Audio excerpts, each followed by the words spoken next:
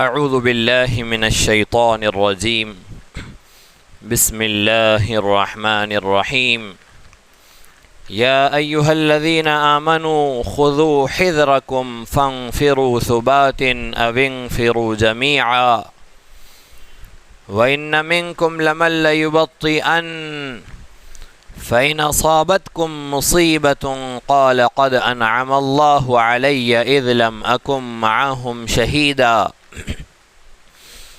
وَلَئِنْ أَصَابَكُمْ فَضْلٌ مِّنَ اللَّهِ لَيَقُولَنَّ كَأَن لَّمْ تَكُن بَيْنَكُمْ وَبَيْنَهُ مَوَدَّةٌ يَا لَيْتَنِي كُنتُ مَعَهُمْ فَأَفُوزَ فَوْزًا عَظِيمًا فَلْيُقَاتِلْ فِي سَبِيلِ اللَّهِ الَّذِينَ يَشْرُونَ الْحَيَاةَ الدُّنْيَا بِالْآخِرَةِ وَمَن يُقَاتِلْ فِي سَبِيلِ اللَّهِ فَيُقْتَلْ أَوْ يَغْلِبْ فَسَوْفَ نُؤْتِيهِ أَجْرًا عَظِيمًا وَمَا لَكُمْ لَا تُقَاتِلُونَ فِي سَبِيلِ اللَّهِ وَالْمُسْتَضْعَفِينَ مِنَ الرِّجَالِ وَالنِّسَاءِ وَالْوِلْدَانِ الذين يقولون ربنا أخرجنا من هذه القرية الظالم أهلها واجعل لنا من لدنك وليا واجعل لنا من لدنك نصيرا الذين آمنوا يقاتلون في سبيل الله والذين كفروا يقاتلون في سبيل الطاغوت فقاتلوا أولياء الشيطان إن كيد الشيطان كان ضعيفا۔ سورۃ النساء کی تلاوت چل رہی ہے۔ گزشتہ رکوع میں اللہ رب العزت نے مومنین کے لیے جو اللہ رب العزت کو راضی کرنے والے، خوش کرنے والے، اس کے رسول صلی اللہ علیہ وسلم کی اطاعت کرنے والے ہیں، ان کے نتیجے کو، ان کے انجام کو بیان فرمایا تھا کہ اللہ کامل مومنین کو 4 لوگوں کے ساتھ جو کامیاب ترین لوگ ہیں، من النبیین، انبیاء علیہم السلام، والصدیقین، نبی کی امت کے پہلے درجے کے سب سے اونچے لوگ صدیقین، وشہداء، وہ لوگ جنہوں نے اپنے رب کو راضی کرنے کے لیے، اس کے رسول کی اطاعت کے لیے اتنی محنت اور کوشش کی کہ جب ضرورت آئی، موقع ہوا کہ اپنی جان قربان کر دے تو انہوں نے شہادت کا جام پی لیا۔ اور چوتھے ہیں نیکوکار بندے صالحین۔ ان میں شہداء کا بھی نام آیا تھا، اس لیے اللہ رب العزت نے میدان شہادت کو، مقام شہادت کو اور مومنین کو ان کے فریضہ جہاد کی تعلیم و تلقین کرنے کے لیے اس رکوع میں، سورۃ النساء کے 7ویں رکوع میں جہاد و قتال کے آداب اور مضامین بیان فرمائے ہیں۔ امت مسلمہ جسے اللہ رب العزت نے سردار امت بنایا، ساری انسانی دنیا میں سب کا سربراہ بنایا، سب کا سرتاج بنایا، اس کے ذمے اس کائنات کی قیادت و سیادت کا منصب عطا فرمایا۔ یہاں اللہ کی زمین پر امن کے نظام کے قیام کا، سلامتی کے باقی رکھنے کا، انسان کو انسان بنائے رکھنے کا، اس نظم و ضبط کا کام مسلمان کے حوالے کیا۔ جب جب مسلمان نے اپنی ڈیوٹی سنبھالی ہے، اللہ کی زمین پر امن برقرار رہا، عافیت اور سلامتی حاصل رہی۔ مسلمان نے اپنا سبق بھولا، اللہ کی زمین ظلم سے بھر گئی۔ یہ ایک نظام، یہ ایک ترتیب اللہ رب العزت نے بنائی ہے کہ جب جو شخص جو کام کرے، اپنی ذمہ داری، اپنی ڈیوٹی کو پورا کرے، نتیجہ ملتا رہے گا۔ امن اس وقت قائم رہے گا جب مسلمان قیام امن کی ذمہ داری پر، اپنی مسئولیت پر، اپنے کام، اپنی ڈیوٹی پر لگا رہے گا۔ اور ظلم کے خاتمے کے لیے ہی اللہ رب العزت نے فریضہ جہاد عطا فرمایا ہے۔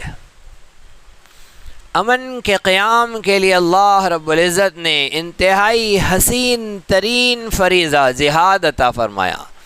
اس کے بغیر امن نہیں قائم ہوتا ہے، اس کے بغیر ظالم اپنی بل میں واپس نہیں جاتا ہے۔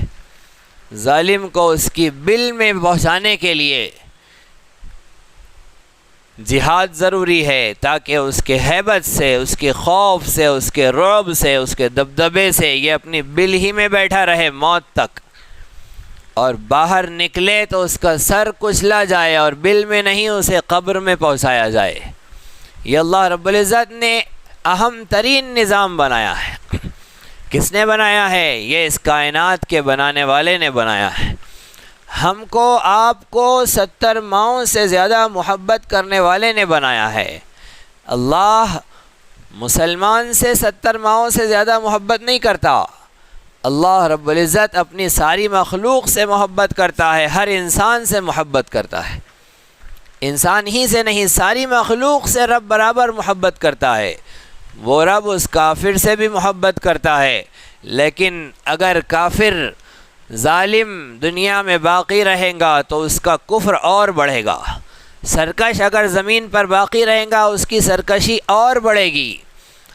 اب اس کی سرکشی کو بریک لگانے کے لیے، اس کی سرکشی جہاں تک پہنچی ہے وہیں پر بند کرنے کے لیے ضروری ہوا کہ اب اسے موقع نہ دیا جائے ظلم کا، اب اسے موقع نہ دیا جائے سرکشی کا۔ حضرت نوح علیہ السلام اللہ کے نبی اپنی قوم کی ہدایت کے کام اور مشن میں لگے ہوئے ہیں، 950 سال گزر گئے ہیں، پھر بھی کام پر لگے ہیں۔ اللہ نے کہا اے نوح بس اب جتنے مسلمان ہو گئے، اب نہیں ایمان لانے والے۔ لن یؤمن من قومک الا من قد آمن، جتنے ایمان لا چکے بس وہ لا چکے، اب نہیں ایمان لانے والے۔ نوح علیہ السلام جو اپنی امت کے انتہائی خیر خواہ، اپنی امت کے انتہائی محسن و ہمدرد، آپ نے اللہ سے دعا کی کہ اللہ اگر یہ ایمان نہیں لانے والے ہیں، یعنی اب جنت میں جانے کا راستہ ان کا بند ہو گیا ہے، یہ جتنے جی رہے ہیں ان کی توبہ کا دروازہ بند ہو گیا ہے، اگر جئیں گے تو ان کا کفر اور بڑھے گا، گناہ کے علاوہ کچھ نہیں کریں گے، اگر یہ جئیں گے تو کافر فاجر اولاد ہی پیدا کریں گے۔ میں یہ نہیں چاہتا کہ آپ کے بندے، میری قوم، ان کا کفر اور بڑھے۔ ظاہر بات ہے کفر اور بڑھیں گا تو سزائیں اور بڑھیں گی، اولاد پیدا ہوں گی، جہنمیوں ہی کی تعداد میں اضافہ ہوگا۔ تو حضرت نوح علیہ السلام کی رحمت تھی کہ انہوں نے دعا کی کہ اللہ بس ان کے عذاب کو یہیں پر روک دے، ان کو یہیں ختم کر دے، ایک بھی کافر کو اپنی زمین پر جیتا نہ چھوڑ۔ حضرت نوح علیہ السلام کی یہ بد دعا آپ کی رحمت کا تقاضا تھا، اپنی امت کے ساتھ آپ کی محبت و عنایت کا تقاضا تھا۔ اللہ نے فریضہ جہاد جو بنایا ہے وہ بھی اللہ کی محبت و رحمت کا تقاضا ہے، مومن پر بھی، کافر پر بھی، اللہ کی زمین پر بھی۔ ہم آپ اپنے بچوں کی تربیت کرتے ہیں، بچے کو جیب خرچ دے رہے ہیں، چند دنوں کے بعد دوستوں نے خبر دی کہ ارے ذرا بچوں کی نگرانی کرو، دیکھ ریکھ کرو۔ کیوں، کیا ہو گیا؟ کچھ نہیں، بس راتوں کو ہلا گلا کرتے پھر رہے ہیں اور محلوں سے باہر دور جا کر سگریٹ اور پان اور دنیا کے تماشوں میں پیسہ خرچ کر رہے ہیں۔ باپ کیا کرتا ہے؟ کل سے جیب خرچ بند، کچھ نہیں ملے گا تم کو، گھر میں بند رہو گے، باہر جانے کی اجازت نہیں ہے۔ وہ والد دشمن ہے اپنی اولاد کا، وہ محبت کرتا ہے اپنی اولاد سے، اس محبت میں اس نے جیب خرچ بند کیا ہے، اس محبت میں اس نے اپنے گھر میں اپنے بچے کو بند کر کے رکھا ہے۔ وہ اس بچے سے اس کی محبت کا تقاضا ہے۔ اللہ رب العزت کافر بندے سے محبت کرتا ہے، اس لیے کہ الحمدللہ رب العالمین، اللہ کون ہے؟ تمام جہانوں کا رب، کافر کا بھی رب، ظالم کا بھی رب، وہ رب نہیں چاہتا کہ میرا ظالم بندہ اس کا کفر اور بڑھے، یہ تو تیار نہیں ہے سدھرنے کے لیے، بس اس کا عذاب یہیں تک محدود رکھا جائے، لہٰذا ماضی کی قوموں پر عذاب نازل ہو جاتے، اور کافر جس کی عمر 40 سال ہے، 40 سال کی عمر میں جہاں تک وہ اپنے کفر اور ظلم تک پہنچا، بس اتنی ہی سزا اسے جہنم میں ملے، اور 10 سال جئیں گا تو 50 سال، 10 سال میں اور ظلم سر چڑھ کر بولے گا، اس کے عذابات میں اور اضافہ ہو جائے گا، یہیں بس کر دو۔ یہ اللہ کی رحمت ہے۔ اب اس امت کے لیے اللہ نے عذابات بند کر دیے، اب اللہ نے رحمت والا عذاب فرض کیا ہے کہ امت محمدیہ کے کافروں پر ظالمانہ قہر والا ایسا خطرناک عذاب کہ نہ ان کے جانوروں کو چھوڑے، نہ ان کے کھیتی باڑی کو چھوڑے، نہ ان کے بچوں کو چھوڑے، نہ ان کے بوڑھوں کو چھوڑے، ایسا عذاب نہیں رکھا اس امت کے لیے۔ اللہ نے اپنے حبیب کے صدقے میں آپ کی امت کے کافروں کے لیے رحمت والا عذاب رکھا۔ صرف کس کو عذاب پہنچے؟ جو ظالم ہے، صرف اس کو، ان کے بچوں کو نہیں، ان کے بوڑھوں کو نہیں، ان کی عورتوں کو نہیں، ظالموں کے جانوروں کو، ان کی کھیتی باڑی کو، ان کے گھر بار پر عذاب نہ آئے۔ جبرائیل آتے تھے، زمین دھس جاتی تھی، سب ختم۔ جبرائیل آتے، ایک چیخ لگاتے، بچے بھی مر جاتے، عورتیں بھی ختم ہو جاتی، ظالم بھی مر جاتے، جانور بھی ختم ہو جاتے، ساری بستی کھنڈر بن جاتی۔ ایسے پڑے رہتے سب کے سب جیسے کھجور کے اور ناریل کے بڑے بڑے تنے پڑے ہوئے ہیں، ان کی لاشیں گری رہتی۔ اللہ نے اب فرمایا اب یہ نہیں ہونا چاہیے، اب جو اچھا انسان ہے، جو امن پسند انسان ہے، جو چاہتا ہے کہ محبت اور شانتی سے رہو، کاہے کے لیے بھائی یہ جھگڑے تماشے، اسے امن شانتی کے ساتھ جینے دیا جائے، صرف اس کو سزا ملے جو ظالم ہے، جو سرکش ہے، جو باغی ہے، جو طاغی ہے۔ اس کے لیے اللہ نے بنایا رحمت والا عذاب جس کا نام ہے جہاد۔ یہ کام مسلمان کرے گا۔ اللہ نے فرشتوں کو بعد میں انوالو کرنے کا فیصلہ کیا، پہلے مسلمان اپنی کارروائی کر کے پہنچ جائے، فرشتے پھر آئیں گے۔ اس کے لیے اللہ رب العزت نے جہاد کا فریضہ رکھا، تو کتنا خوبصورت ہے، اتنا عالی شان فریضہ جہاد کہ کسی غیر مسلم کو اگر سنایا جائے، بتایا جائے کہ اللہ نے جہاد کیوں رکھا ہے، تو وہ اللہ کے اس فریضے کی حکمت پر سر دھنتا رہ جائے۔ خصوصاً ہمارے ملک کا امن پسند غیر مسلم، جو امن پسند ہے، جو شانتی چاہتا ہے، جس کے اندر ہندوستان کی محبت والی مٹی ہے، وہ یہ نہیں چاہتا جھگڑا ہو، لڑائی ہو۔ صدیوں سے وہ اپنی نسلیں ایسی ہی زندگی گزار رہے ہیں کہ کبھی انہوں نے لڑائی جھگڑا نہیں کیا ہے، ہمیشہ محبت اور امن اور سلامتی کے ساتھ جیے ہیں۔ وہ جب سنتا ہے کہ جہاد ایسا فریضہ ہے تو اتنا خوش ہوتا ہے، وہ کہتا ہے کہ پھر تو ہندوستان کو پھر سے سونے کی چڑیا بنانا ہے تو جہاد ہی لانا پڑے گا۔ وہ کہتا ہے کہ یہاں سے اگر کرپشن کو ختم کرنا ہے تو جہاد ہی چاہیے۔ غیر مسلم کہتا ہے۔ ایک غیر مسلم نے کہا کہ آج سمجھ میں آیا کہ اسلام کا جہاد اگر اتنا خوبصورت ہے تو اسلام کا امن کتنا خوبصورت ہوگا۔ ان کی لڑائی اتنی خوبصورت ہے تو ان کی محبت، ان کی چین، سکون، امن، شانتی کتنی خوبصورت ہوں گی۔ لیکن انہیں سمجھایا جائے، انہیں بتایا جائے، اور سب سے پہلے تو ہم خود سمجھے۔ ہماری صورتحال یہ ہے کہ ہم جہاد کو دہشت گردی سمجھتے ہیں۔ میڈیا نے اتنی دھوکے بازی کا دور چلایا ہے، اتنے فریب کا دور چلایا ہے کہ اتنا ہماری کان میں دہشت گردی کا لفظ پڑا ہے کہ ہم بھی جہاد کو دہشت گردی سمجھنے لگے ہیں۔ جہاد دہشت گردی نہیں ہے، امن کے قیام کی کوشش کا نام جہاد ہے۔ ظالم جس کا ظلم سنبھلنے کے لیے تیار نہیں ہے، جو اپنے ظلم سے باز آنے کے لیے تیار نہیں ہے، اس پر ایسا رعب اور ہیبت طاری کی جائے کہ وہ جہاں سے آیا تھا وہیں واپس چلے جائے اور اپنی زندگی کے بچے ہوئے دن امن سے بند گھر میں کاٹنے کے لیے تیار ہو جائے، ظلم سے توبہ کر لے، باز آ جائے۔ اس کوشش کا نام جہاد۔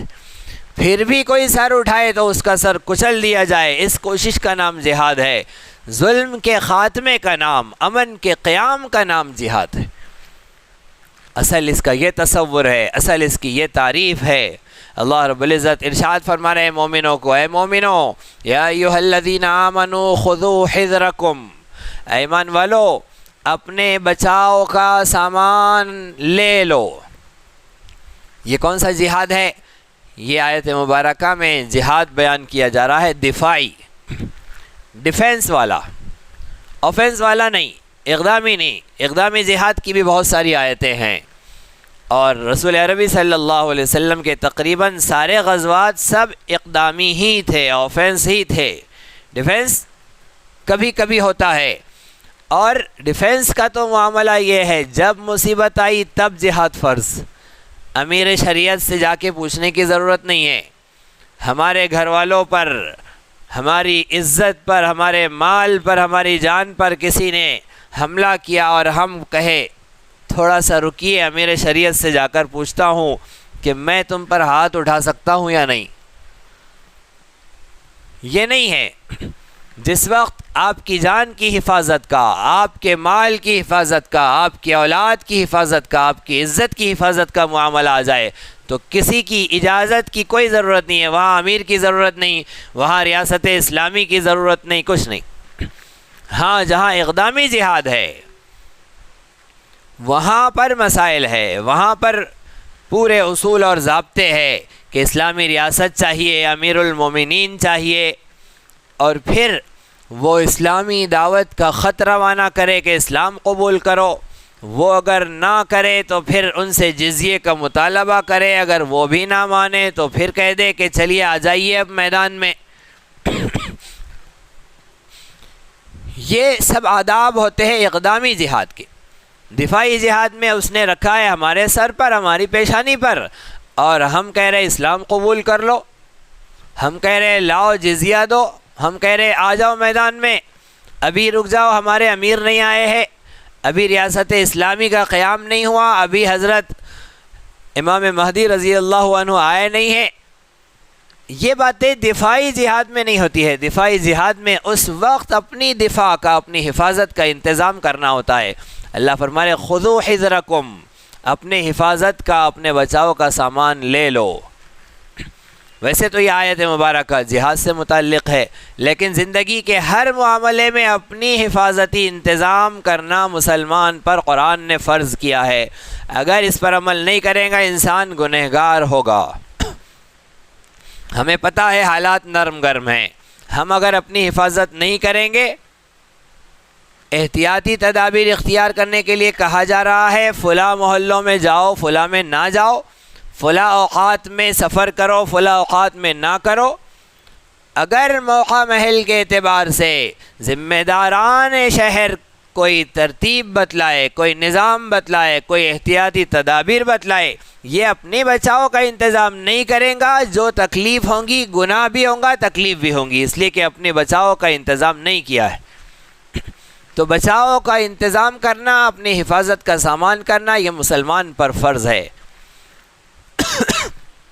گرمی کے دن ہیں، سائے کا انتظام ہو سکتا تھا،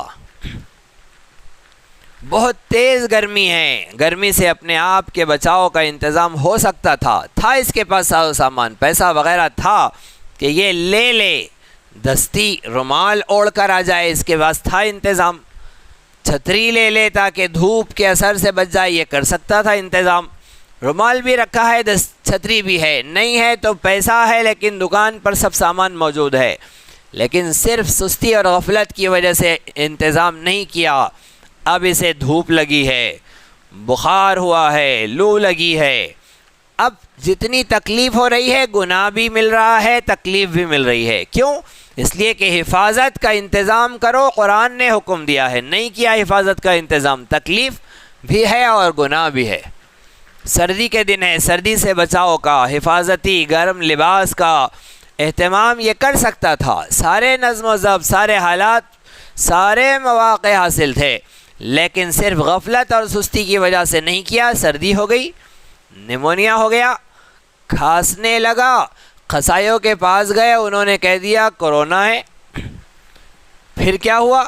لگا دیے اپنی مرضی سے اور اللہ کو پیارے ہو گئے، گناہ بھی ملا، موت بھی ہوئی۔ گناہ بھی ہوا، بڑے بڑے پیسے بھی علاج معالجے کے اندر لگا دیے۔ کیوں گناہ ہوا؟ اس لیے کہ بے احتیاطی ہم نے کی تھی، غفلت ہماری طرف سے ہوئی تھی۔ قرآن نے کہا خذوا حذرکم، اپنی حفاظت کا انتظام کرو۔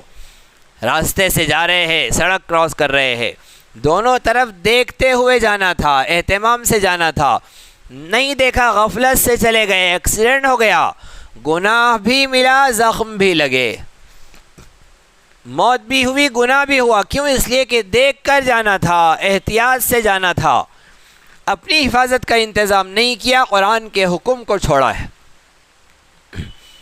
کھانا کھانے کے لیے بیٹھے ہیں، اب مزیدار بریانی ہے، اتنا کھایا ہے کہ بد ہضمی ہو گئی، رکنے کا نام ہی نہیں ہے، پیٹ تو بھر گیا ہے، دل نہیں بھر رہا ہے، اس لیے زوروں سے چل رہا ہے۔ اور پھر حالانکہ دوستوں نے کہا بھی بھائی کھانا اپنا نہیں ہے تو کیا ہوا، پیٹ تو اپنا ہے، پیٹ کا خیال کرو، ذرا کل کی بھی سوچو، صرف آج کی سوچ رہے ہو، کھائے جا رہے ہو، کل کی بھی سوچو، کل کیا ہونے والا ہے پیٹ کا حال۔ نہیں خیال کیا اپنا، بد ہضمی ہو گئی، احتیاط کرنی چاہیے تھی، اپنی حفاظتی انتظام کرنے چاہیے تھے، نہیں کیا، گناہ بھی ہوگا، بد ہضمی کے بعد تکلیف ہوئی وہ بھی ہوں گی۔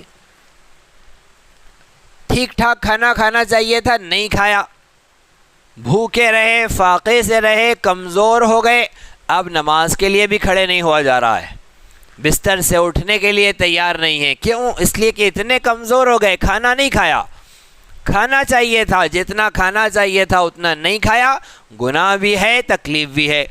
جتنا کھانا چاہیے تھا اس سے زیادہ کھا لیا، نقصان ہو گیا، گناہ بھی ہے، تکلیف بھی ہے۔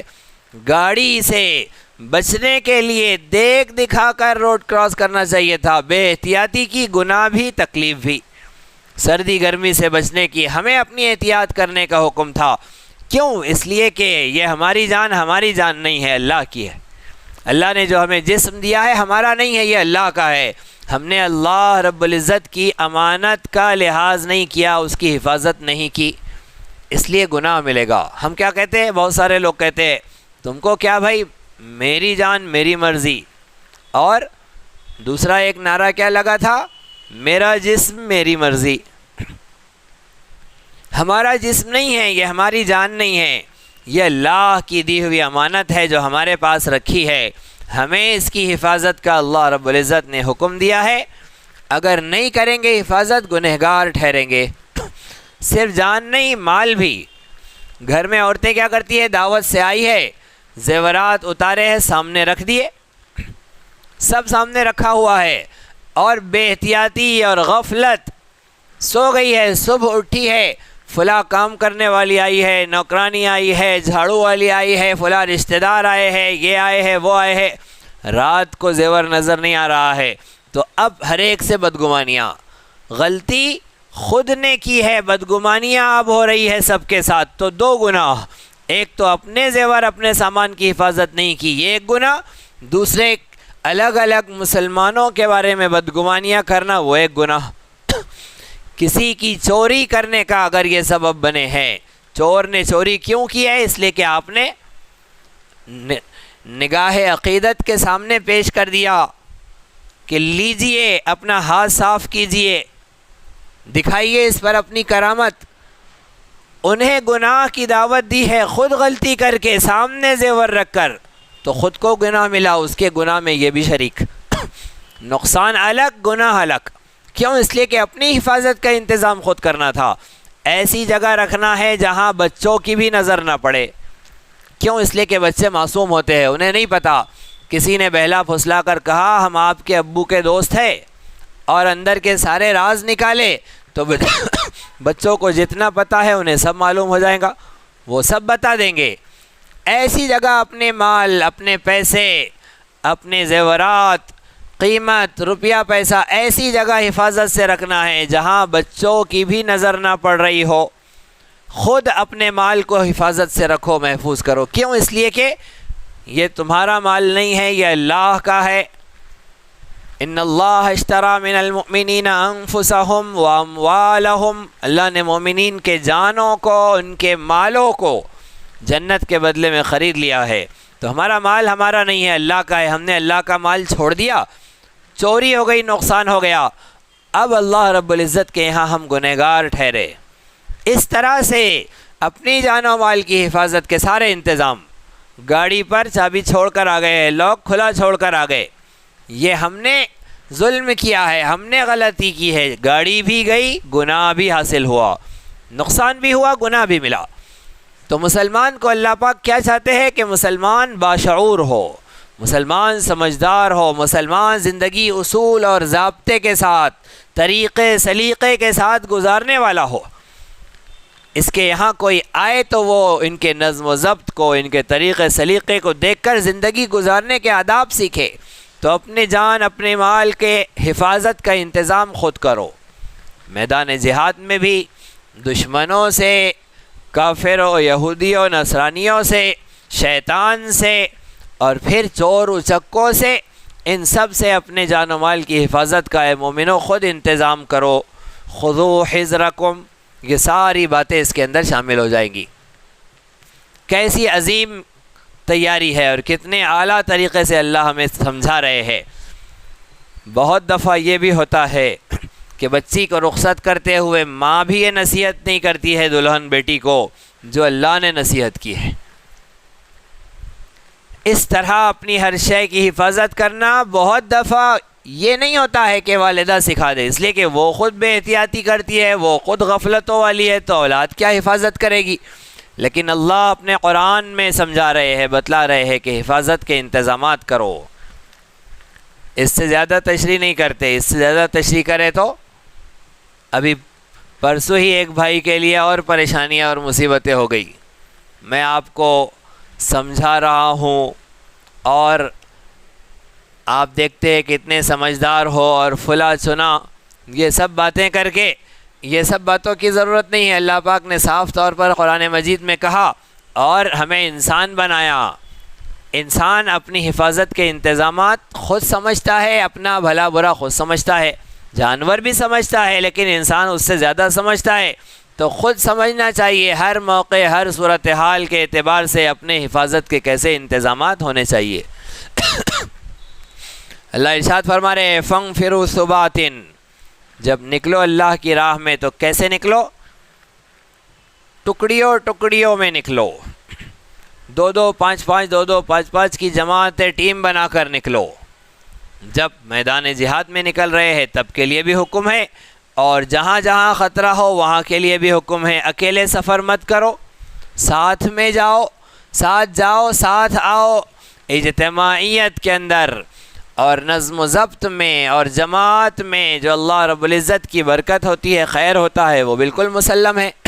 تاکہ رعب اور دبدبہ اور ہیبت ایسی پڑے کہ وہ بل ہی میں رہے، باہر ہی نہ نکلے۔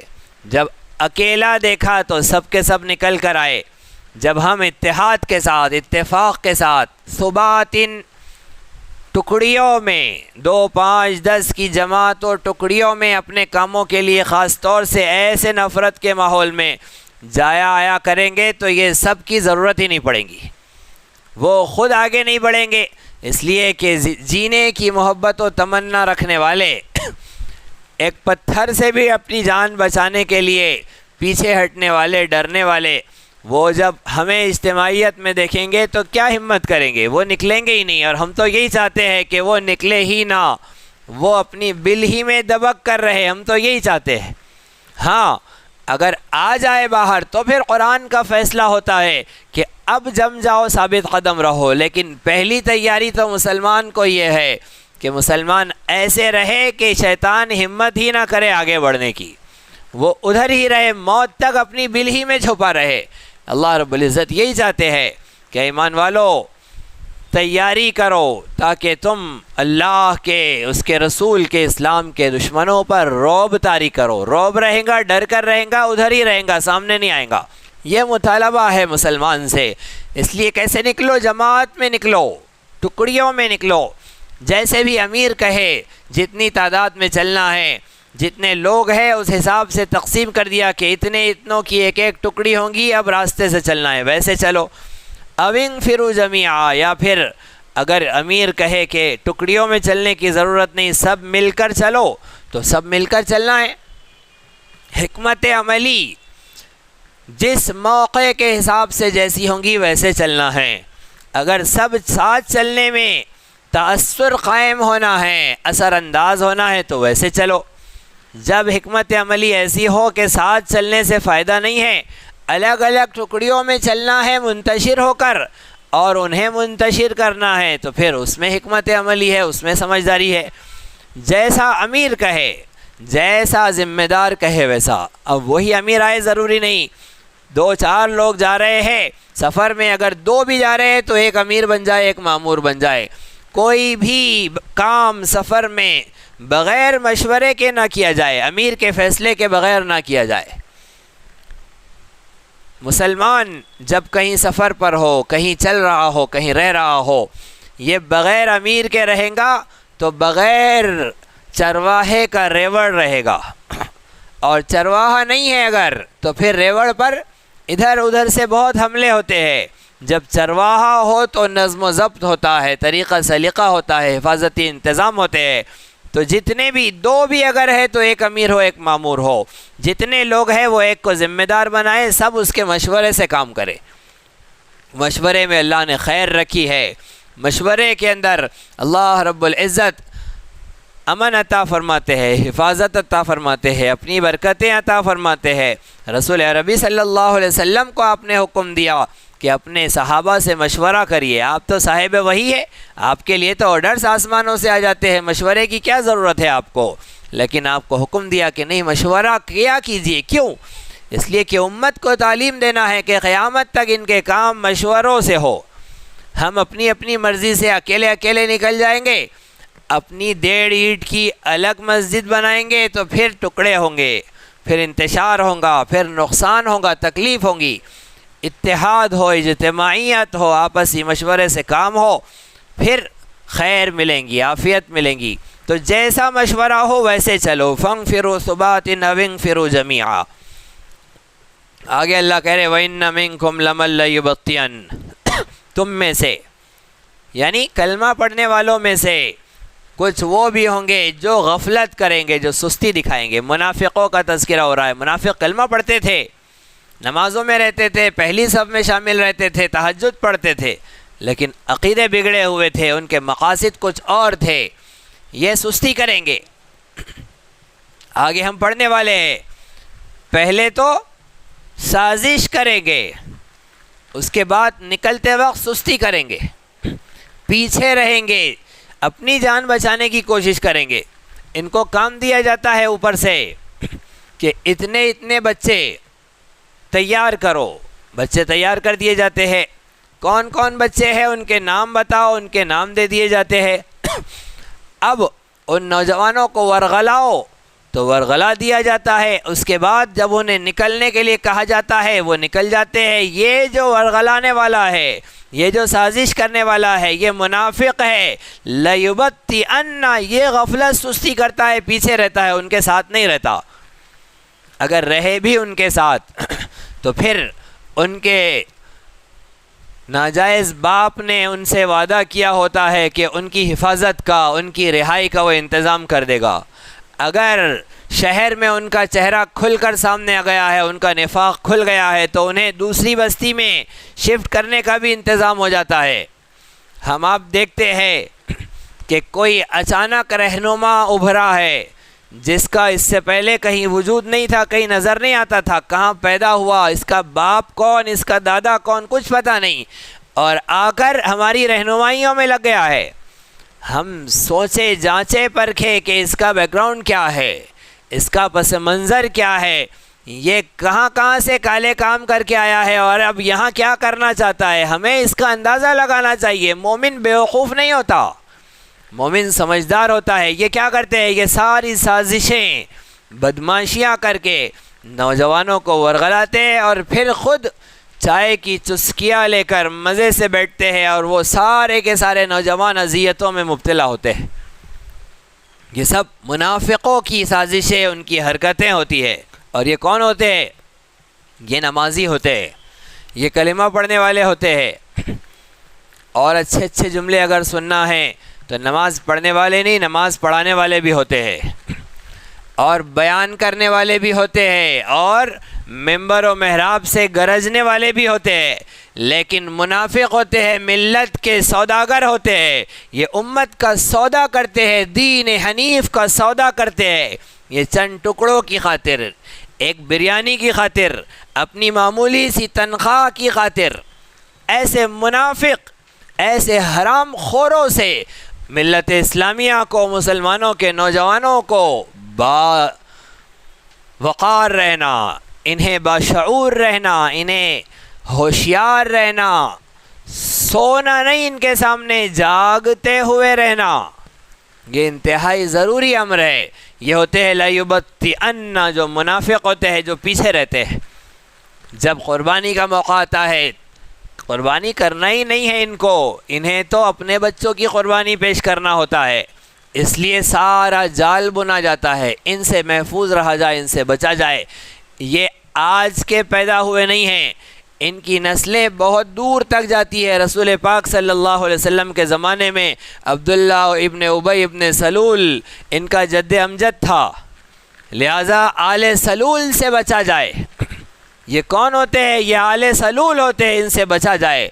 ساری دنیا میں آج ان کا مرکز اور ان کے بڑے تو آل سلول، آل سعود بیٹھے ہوئے ہیں، جو حرمین کے غاصب ہے، خادم نہیں غاصب ہے۔ اللہ رب العزت حرمین کے سیادت و قیادت اور تولیت کے لیے متقین کا انتخاب فرمائیں، اور اللہ رب العزت جلد از جلد آل سلول کے نرغے سے حرمین کی رہائی کے فیصلے فرمائیں۔ وہ وہاں ہے، ان کی سیاست دیکھ کر، ان کی حرکتیں دیکھ کر یہاں بھی خربوزے اپنے رنگ بدلتے ہیں، اور پھر وہی حرکتیں، وہی سازشیں، وہی عیاریاں، بدماشیاں اپنے لیول پر، چھٹاک لیول پر یہاں بھی وہی کرتے ہیں۔ یہ ان کی صورتحال ہے، لہٰذا ایسے منافقوں سے بچا جائے۔ اللہ کہہ رہے لیبطئن، مسلمان شعور کے ساتھ کام کرے، ان کا اہلِ کار نہ بنے، کام کرے، نہیں کرنا ہے تو بیٹھے اللہ اللہ کرے، لیکن کسی کا اہلِ کار نہ بنے، جذبات میں کسی کے بھڑکانے ورغلانے پر بے وقوفانہ حرکتیں کرنے سے باز رہے، سمجھداری کا، عقل مندی کا، ہوشیاری کا مظاہرہ کرے۔ ایسے موقع پر سب سے پہلے تو دو چیزوں کا اہتمام کرنا ہوگا، ایک تو یہ کہ ہمیں ملت سے اعتماد نہیں ختم کرنا ہے ہمارا، ورنہ ایسا ہے کہ ہم اگر ان کی سنتے جائیں گے، ایک وقت وہ آتا ہے کہ بندہ کہتا ہے کہ میں جس کے ساتھ کھڑا ہوں مجھے پتہ نہیں ہے کہ یہ مومن ہے یا منافق ہے۔ قیامت سے پہلے یہی حالات رہیں گے کہ دو لوگ ساتھ میں چل رہے ہیں، دونوں کو پتہ نہیں ہے کہ اس میں کون منافق ہے کون مومن ہے۔ آج سعودی عربیہ کی یہی حالت ہو گئی ہے، ایک گھر میں باپ اور بیٹا رہتے ہیں، باپ کو ڈر ہے کہ بیٹا منافق ہے، بیٹے کو ڈر ہے کہ باپ منافق ہے، کون کہاں مخبری کر دیں گا ہمیں پتہ نہیں ہے۔ ایک گھر میں رہنے والے ڈرے ہوئے سہمے ہوئے ہیں۔ جو علماء حق کے علمبردار ہے، حق گوئی و بے باکی میں مشہور و معروف ہے، اپنے فریضے کی ادائیگی میں لگے ہیں، وہ سارے کے سارے تہخانوں میں اور قید خانوں میں اور موت تک سورج نظر نہ آنے والے مقامات پر پہنچا دیے جاتے ہیں۔ یہ صورتحال، ایسا نفاق کا دورہ ہے، ایسی حالت و کیفیت ہے۔ ہم وہاں پہنچنا چاہتے ہیں، اگر ایسے ہیبت ناک اور بے اعتمادی کے ماحول میں جانا چاہتے ہیں تو پھر اندھا دھن اعتماد کریے، اور اگر نہیں تو ابھی سے ہوشیار رہیے، ابھی سے سمجھ بوجھ اور سوجھ بوجھ والے رہیے، انتہائی ضروری معاملہ ہے۔ لمن لیبطئن، یہ منافق ہے جو غفلت کرے گا، سستی کرے گا، پیچھے رہے گا۔ فَإِنْ أَصَابَتْكُمْ مُصِیبَةٌ، جب تمہیں کوئی مصیبت پہنچ جائے، اے مومنو جب تمہیں کوئی مصیبت پہنچ جائے، کیا کہے گا؟ انعم اللہ علیہ، اللہ کا مجھ پر انعام ہوا، میں نہیں تھا ان کے ساتھ، ان کے ساتھ ہوتا تو پریشانی ہو جاتی، مصیبت میں مبتلا ہو جاتا، مجھے بھی تکلیف پہنچ جاتی، اللہ کا شکر اس کا انعام ہے میں نہیں تھا تمہارے ساتھ۔ اذ لم اکن معہم شہیدا، کہ میں تمہارے ساتھ موجود نہیں تھا۔ اور جب تمہیں کوئی فضل ملتا ہے، وَلَئِنْ أَصَابَكُمْ فَضْلٌ مِّنَ اللَّهِ، فتوحات ملتی ہے، مال غنیمت ملتا ہے، کامیابیاں ملتی ہے، اللہ فرما رہے لَيَقُولَنَّ، یہ ضرور بھی ضرور ایک بات کہے گا کَأَلَّمْ تَكُمْ بَيْنَكُمْ وَبَيْنَهُ مَوَدَّةٌ، ایسا اجنبی بن کر تمہارا دوست بھی نہیں ہے، تمہارے اس کے درمیان کوئی دوستی کوئی تعلق نہیں ہے، ذرا تمہارا پاس و لحاظ نہیں کرے گا اور کہیں گا یا لیتنی کنت معہم، کاش کہ میں بھی ان کے ساتھ ہو جاتا، فافوز فوزا عظیما، تو بڑی کامیابی مجھے حاصل ہو جاتی، میں کیوں نہیں گیا ان کے ساتھ۔ ایسا مطلب پرست، اسے نہ حق سے کوئی مطلب ہے، اسے نہ ملت اسلامیہ سے کوئی مطلب ہے، اسے صرف اپنے مفاد سے مطلب ہے، مفاد پرست ہوتا ہے، موقع پرست ہوتا ہے، ابن الوقت ہوتا ہے یہ منافق، جس کی ایسی حرکتیں اور سازشیں ہوتی ہے، جب فائدہ ملا تو اس وقت کیا کریں گا؟ اس وقت کہیں گا کہ کاش میں ان کے ساتھ ہوتا، مجھے بھی بڑی کامیابی ملتی۔ اللہ کہہ رہے فَلْيُقَاتِلْ فِي سَبِيلِ اللَّهِ الَّذِينَ يَشْرُونَ الْحَيَاةَ الدُّنْيَا بِالْآخِرَةِ، ان مومنوں کو اللہ کی راہ میں قتال کرنا چاہیے جو آخرت کو خرید لیتے ہیں۔ یشرون الحیات الدنیا، یشرونا کے معنی ہوتے ہیں بیچ دیتے ہیں، الحیات الدنیا دنیاوی زندگی کو، بالآخرت آخرت کے بدلے میں، آخرت کما لیتے ہیں دنیا چھوڑ دیتے ہیں، ایسے مومن بندے ہوتے ہیں۔ اور منافق کون ہوتے ہیں؟ کافر کون ہوتے ہیں؟ جو دنیا کے بدلے میں آخرت کو بیچ دیتے ہیں، دنیا کے چند ٹکڑوں اور کوڑیوں کے مفاد کو حاصل کر لیتے ہیں اور ہمیشہ ہمیش کی کامیابی غارت کر دیتے، چھوڑ دیتے ہیں۔ لیکن مومن وہ ہے جو آخرت کما لیتا ہے، دنیا چھوڑ دیتا ہے، ایسا مومن ہی قتال کر سکتا ہے۔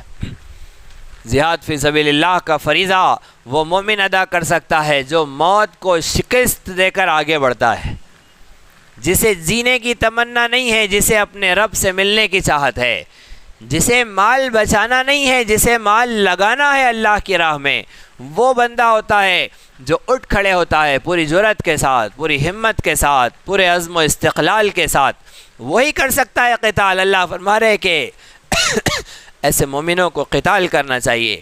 وَمَن يُقَاتِلْ فِي سَبِيلِ اللَّهِ، پس جو اللہ کی راہ میں قتال کرے گا، فَيُقْتَلْ، قتل کیا جائے گا، شہید کیا جائے گا، او یغلب، یا غالب آ جائیں گا، غازی ہوگا، فَسَوْفَ نُؤْتِيهِ أَجْرًا عَظِيمًا، اللہ فرما رہے کہ ہم ان قریب انہیں بڑا اجر عطا فرمائیں گے۔ قتال فی سبیل اللہ کے نتیجے میں شہید ہونے والا بھی کامیاب، بچ کر واپس آنے والا بھی کامیاب، جو رہ گیا وہ شہید رہا، جو واپس آیا وہ غازی ہوا، دونوں کے لیے بڑے فضائل اور مراتب اللہ رب العزت نے اس کے حبیب صلی اللہ علیہ وسلم نے ارشاد فرمائے۔ گزشتہ پارے میں ہم نے سنا شہید کو مردہ مت کہو، شہید کو مردہ مت سمجھو، دونوں باتیں کہی اللہ نے، مردہ سمجھو بھی مت، وہ زندہ ہے، انہیں ان کے رب کے پاس روزی دی جاتی ہے۔ اللہ رب العزت نے شہادت کا انتہائی اعلیٰ مقام رکھا ہے، انتہائی اعلیٰ وصف رکھا ہے۔ اللہ نے جنت میں 100 درجات بنائے، شہید سب سے اونچے درجے پر ہوگا۔ اپنی چارپائی پر، بستروں پر مرنے والے جب شہیدوں کا مقام میدان محشر میں دیکھیں گے تو تمنائیں کریں گے کہ کاش ہمارے جسموں کو قینچیوں سے کاٹ دیا جاتا، ہم اس پر صبر کر لیتے کہ آج یہ کتنے عظیم مقام پر ہے۔ تو شہادت کا منصب اتنا اعلیٰ، رسول عربی صلی اللہ علیہ وسلم نے ارشاد فرمایا،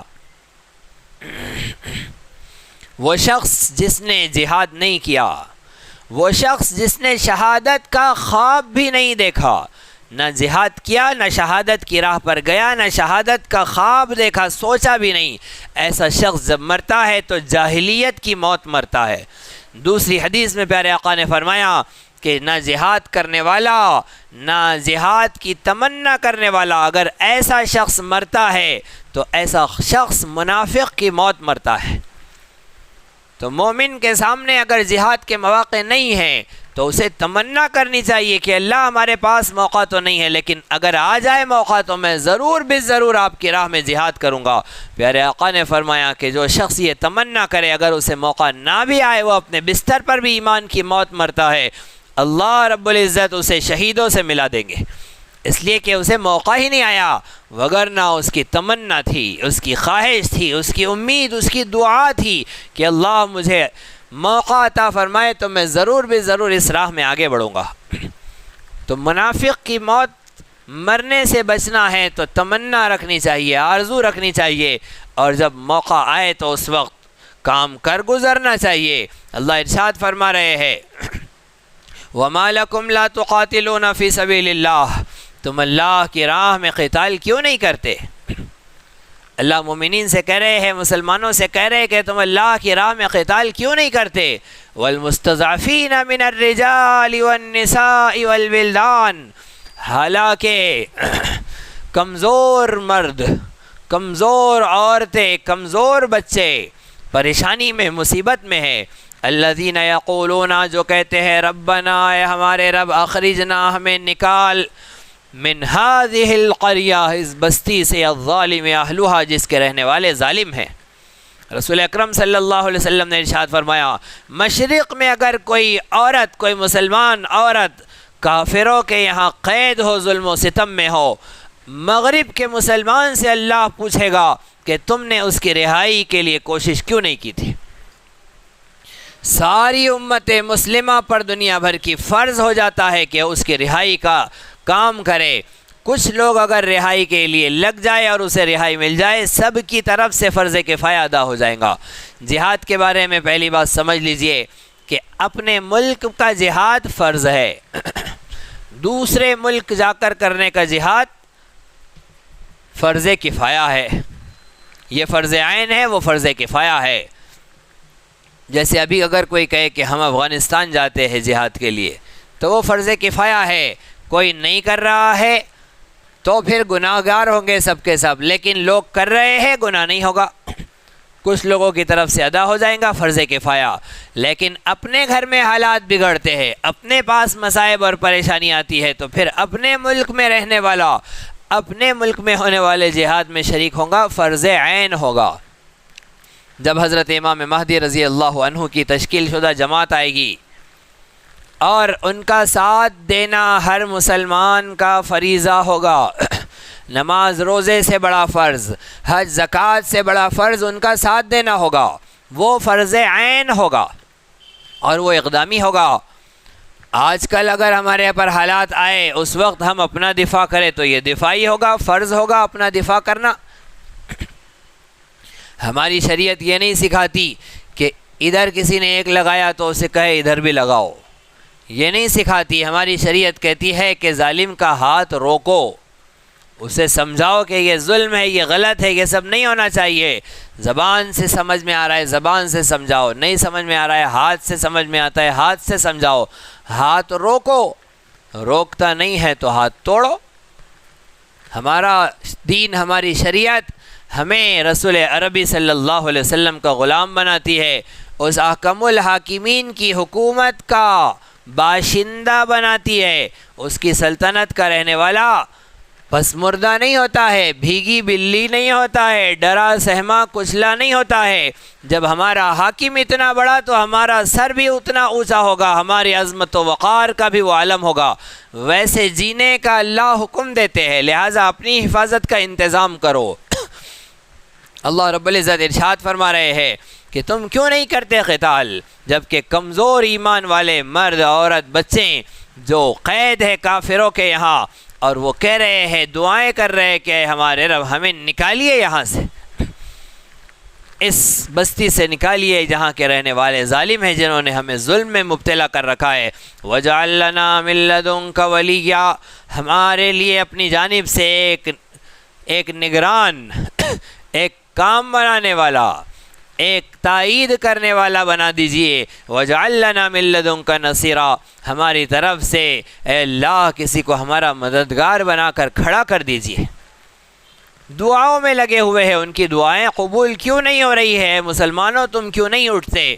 اللہ کہے الذین آمنوا یقاتلون فی سبیل اللہ، سنو جو مومن ہے وہ اللہ کی راہ میں قتال کرتا ہے، والذین کفروا یقاتلون فی سبیل الطاغوت، اور جو کافر ہے وہ شیطان کی راہ میں قتال کرتا ہے۔ طاغوت کے راستے میں قتال کرتا ہے۔ فقاتلوا اولیاء الشیطان، اے مومنو شیطان کے دوستوں سے قتال کرو، ان کید الشیطان کان ضعیفا، شیطان کا مکر، اس کا فریب، اس کی چال بہت کمزور ہے۔ صاف طور پر مقصد بتلایا گیا ہے۔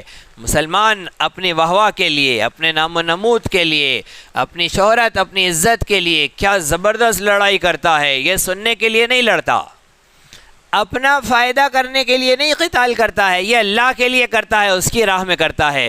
کام ہو گیا ہے، جب مال غنیمت جمع کرنے کے لیے جاتا ہے تو رات کے اندھیرے میں اپنی پہچان چھپا کر، چادر میں لپیٹ کر، کسریٰ کا تاج جب مال غنیمت میں بیت المال میں ڈال کر روانہ ہوتا ہے تو وہ مال غنیمت وصول کرنے والا اس کا ہاتھ پکڑ کر کہتا ہے کہ بھائی اپنی پہچان بتلاؤ، تمہیں پتہ ہے تم نے کیا لا کر جمع کیا ہے؟ تم نے کسریٰ کا سونے کا تاج لا کر بیت المال میں مال غنیمت میں رکھا ہے، تم ہو کون اتنے امانت دار؟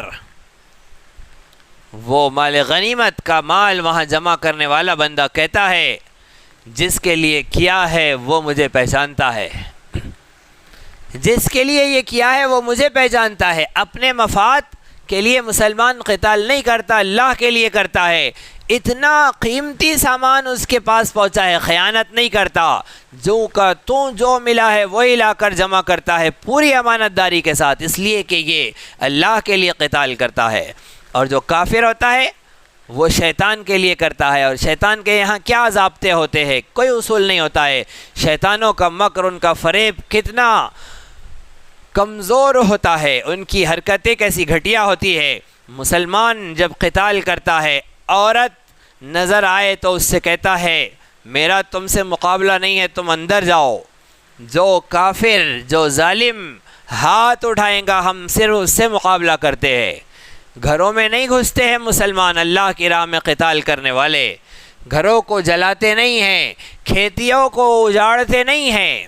مسلمان اللہ کے لیے قتال کرتے ہیں، اللہ عدل کا، انصاف کا، رحم کا، کمزوروں پر، چھوٹوں پر، بوڑھوں پر رحم کا حکم دیتا ہے۔ مسلمان اپنے قتال میں چھوٹوں پر، کمزوروں پر، بوڑھوں پر، عورتوں پر ظلم نہیں کرتا، گھر نہیں جلاتا، درختوں کو اور کھیتیوں کو نہیں اجاڑتا، یہ مسلمان کا قتال ہے۔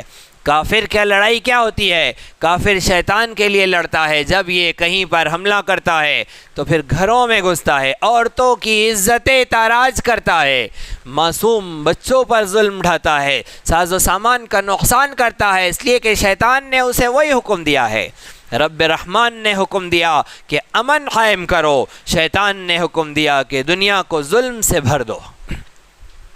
لہذا شیطان کے کارندے اپنے کام پر لگے ہیں اور رحمان کے نمائندے کہاں لگے ہیں؟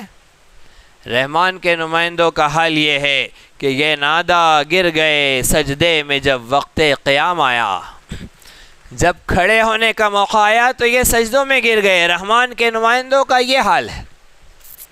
آج تسبیح و مصلی سے بھلا کیا ہوگا، کوچے یار تو سر مانگ رہا ہے یارو، جہاں سر مانگا جا رہا ہے وہاں تسبیح پیش کرے، وہاں مصلی پیش کرے، کام نہیں ہوگا۔ رحمان کے نمائندوں کو رحمان کا سبق یاد نہیں، شیطان کے نمائندوں کو شیطان کا سبق برابر یاد ہے۔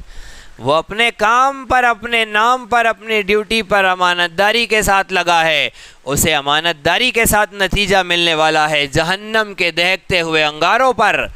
رحمان کا نمائندہ اپنا سبق بھولا بیٹھا ہے، اسے بھی جنت میں ڈالنا ہے، لیکن ایسے کیسے ڈال دے جنت میں اس بھلکڑ کو جو رحمان کا سبق بھول گیا؟ لائق بنانا پڑے گا، اس کی غفلت کے میل کو نکالنے کے لیے اللہ اسے پریشانیوں میں مبتلا کر دیتے ہیں، ہاتھ اٹھا لیتے ہیں اپنا۔ جب اللہ مدد کا ہاتھ اٹھاتے ہیں تو پھر کیا ہوتا ہے؟ پھر کمزور ترین مخلوق، شیطان کا کمزور ترین جال حاوی ہو جاتا ہے۔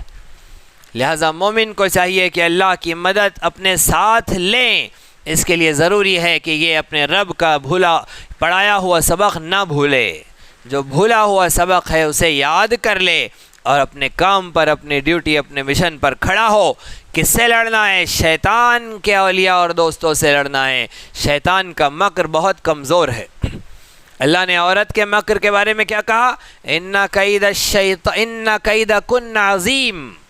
عورت کے مکر کے بارے میں اللہ نے کہا کہ اے عورتوں تمہارا مکر، تمہاری چال بہت بڑی ہے، عظیم ہے۔ اور شیطان کے مکر کے بارے میں کیا کہا؟ ان کید الشیطان کان ضعیفا، شیطان کا مکر، اس کا چال، اس کا جال کمزور ہے۔ تو اس کے جال سے بچنے کے لیے کیا پریشانی ہے؟ کوئی مصیبت نہیں ہے۔ اس کے جال سے بچنا ہے، اس کے اولیاء، اس کے دوستوں سے، شیطان کے کام کرنے والوں سے قتال کرنا ہے، جو انتہائی کمزور ہوتا ہے، انتہائی بزدل۔ رب تعالیٰ نے کیسے عالی شان ہیروز ہمیں عطا فرمائے ہیں۔ یرموک کی لڑائی ہے، شاہ کسریٰ ایران نے، جس کے پاس لاکھوں کی تعداد میں فوج تھی، آج اس معرکے میں 7 لاکھ کی تعداد میں ایران کے کسریٰ کے فوجی کھڑے ہیں۔ ادھر مسلمانوں کی تعداد محض 35-36 ہزار ہے، دونوں روایتیں ہیں، 35,000 36,000۔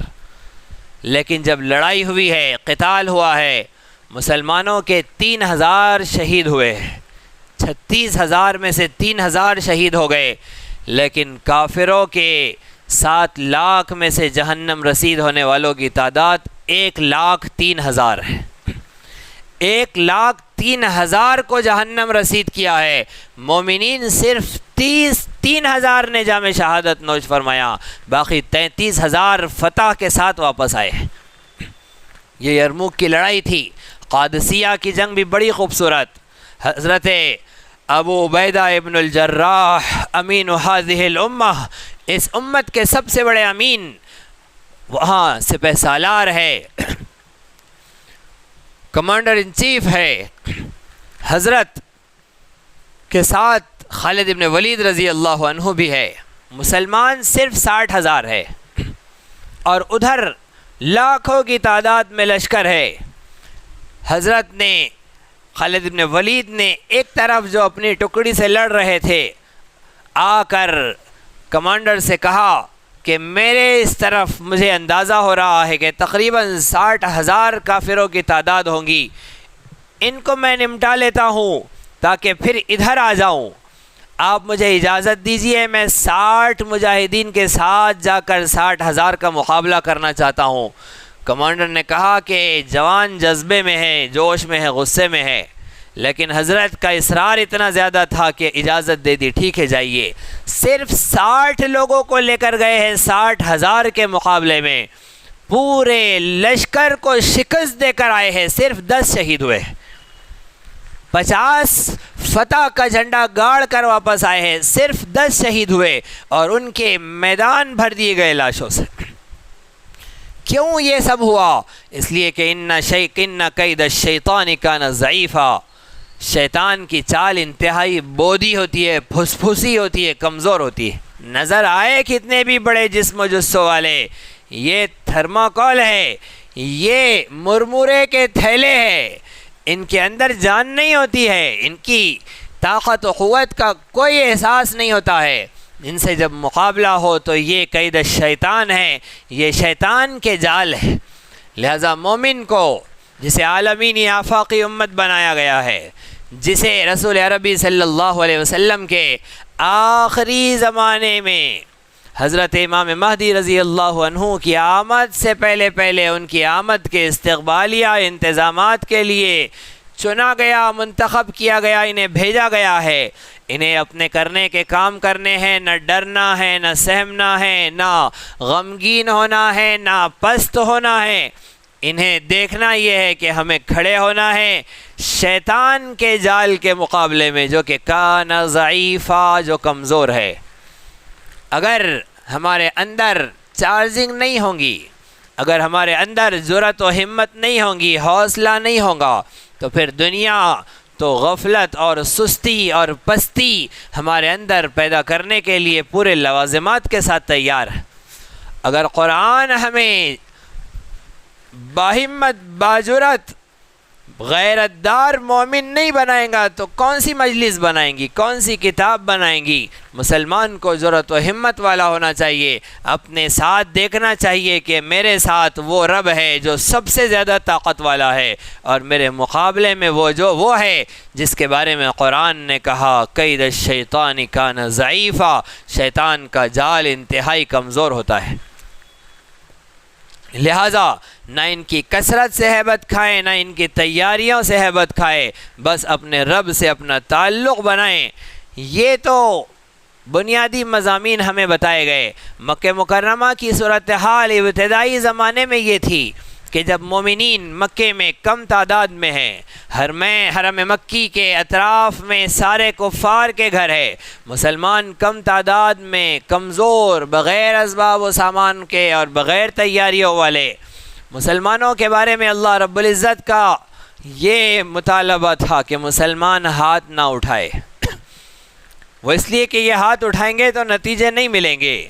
واقعہ یہ تھا کہ سب سے پہلے مردوں میں اسلام قبول کرنے والے ابو بکر صدیق تھے، عورتوں میں سب سے پہلے اسلام خدیجۃ الکبریٰ رضی اللہ عنہا نے کیا، نابالغ بچوں میں حضرت علی مرتضیٰ نے سب سے پہلے اسلام قبول کیا، غلاموں میں زید ابن حارثہ نے سب سے پہلے اسلام قبول کیا، بندیوں میں حضرت ام ایمن رضی اللہ عنہا نے سب سے پہلے اسلام قبول کیا۔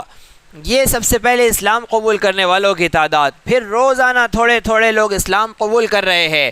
جو اسلام میں داخل ہو جاتے ان کے لیے مشقتیں، اذیتیں، پریشانیوں کا سامنا ان کے گھر والوں کی طرف سے ہوتا۔ کفار دیکھ رہے تھے کہ یہ محمد کی کارروائی کہاں تک جاتی ہے صلی اللہ علیہ وسلم۔ آخر انہوں نے دیکھا کہ یہ جس مشن کو لے کر اٹھے ہیں ہمارے لیے اس میں خطرہ ہے، اس لیے کہ یہ کہتے ہیں قولوا لا الہ الا اللہ تفلحوا، اور اس لا الہ الا اللہ میں لات کا، حبل کا، عزا کا، منات کا، 360 ساری مورتیوں کا، جبت کا، طاغوت کا، سب کا انکار ہو رہا ہے۔ بات ایک کہہ رہے ہیں، ہمارے سارے مشن پر یہ پانی پھیر رہے ہیں۔ لہٰذا رسول عربی صلی اللہ علیہ وسلم کو تکلیفیں دینا، اذیتوں میں ڈالنا شروع کر دیا۔ عقبہ ابن ابی معیط جسے میدان بدر میں جہنم رسید کیا گیا تھا، وہ مکہ مکرمہ میں رسول عربی صلی اللہ علیہ وسلم کو طرح طرح کی تکلیفیں پہنچاتا۔ ایک وقت وہ آیا جب آقا کریم صلی اللہ علیہ وسلم حرم مکی میں نماز پڑھ رہے ہیں، آپ کے کاندھے پر جو چادر ڈالی ہوئی ہے، عقبہ ابن ابی معیط نے وہ چادر لے کر رسول عربی صلی اللہ علیہ وسلم کے گلے پر لپیٹ کر ایسا دبایا ہے کہ آپ کی سانس رک جائے۔ نبی اکرم صلی اللہ علیہ وسلم کو اتنا پریشان کیا کہ صرف گالیاں نہیں، صرف تالیاں نہیں، صرف ساحر، مجنوں، جادوگر نہیں، کذاب نہیں، کائنات کے سردار کا گلا گھوٹا جا رہا ہے۔ صدیق اکبر اچانک پہنچے اور زور سے دھکا دے کر اسے گرایا ہے، نبی صلی اللہ علیہ وسلم کو اٹھایا ہے، اور پھر نبی صلی اللہ علیہ وسلم کے گلے سے اس چادر کو ہٹایا، آپ کو لے کر اپنے گھر گئے۔ پیارے آقا کے سوتیلے بیٹے حضرت خدیجۃ الکبریٰ رضی اللہ عنہا کے پہلے شوہر سے جو بیٹے تھے، حضرت حارثہ ابن ابی حالہ رضی اللہ عنہ، جوان ہیں اور جوش میں آ گئے کہ میرے ابا جی کے ساتھ تم نے ایسی حرکت کی ہے اور انہیں تکلیف پہنچائی ہے۔ نکلے ہیں، مسجد میں پہنچے اور صاف طور پر اعلان کیا، خبردار جو میرے ابا کو تکلیف پہنچائے، میرے نبی کو تکلیف پہنچائے، جس کو آنا ہے وہ پہلے مجھ سے مقابلہ کرے۔ ظالموں نے ایک لمحے کی تاخیر نہیں کی اور حارثہ ابن ابی حالہ کو وہیں شہید کر دیا، وہیں پر انہیں شہید کر دیا۔ مکے کے سب سے پہلے شہید مردوں میں حضرت حارثہ ابن ابی حالہ رضی اللہ عنہ، اور عورتوں میں سب سے پہلی شہیدہ اسلام کی حضرت سمیہ رضی اللہ عنہا، جنہیں ظالم ابو جہل نے نازک مقام پر برچھی مار کر شہید کر دیا تھا۔ ایسے حالات مکہ مکرمہ میں ہیں۔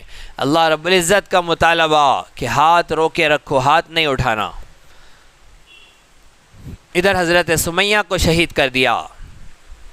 شوہر حضرت یاسر رضی اللہ عنہ بوڑھے صحابی ہے، اتنا مارا ہے کہ گر گئے ہیں۔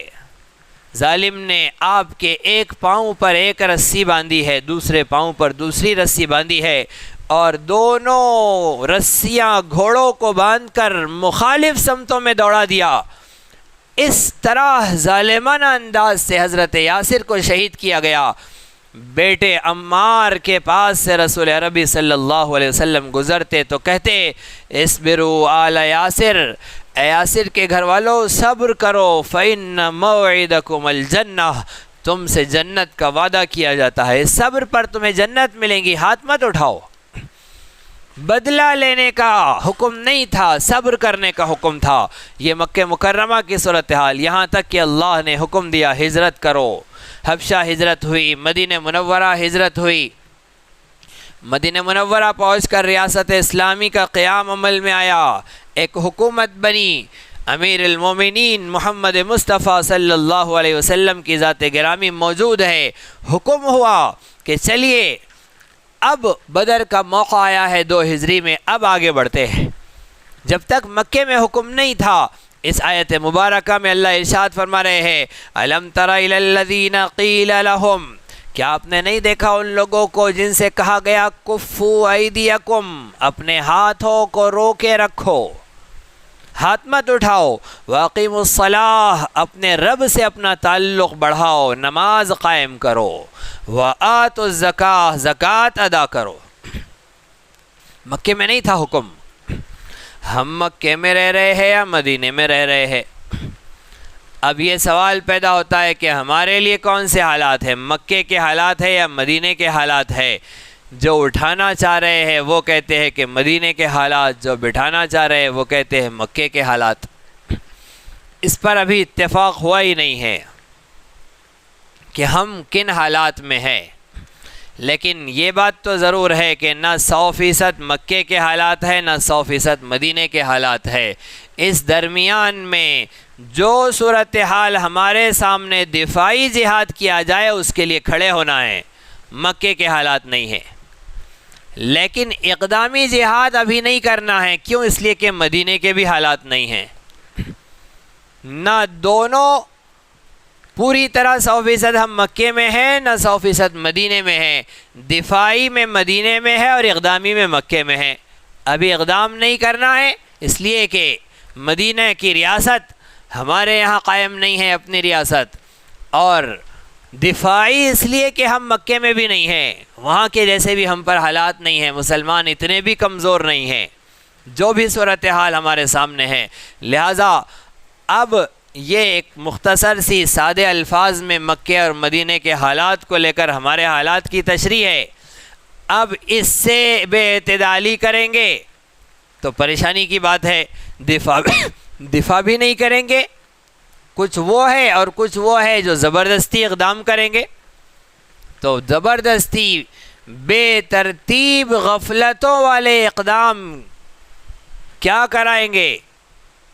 ہم سوچتے ہیں کہ شہید کرا دیں گے، اگر غلطی کر کے جائیں گے تو گناہ بھی ملے گا۔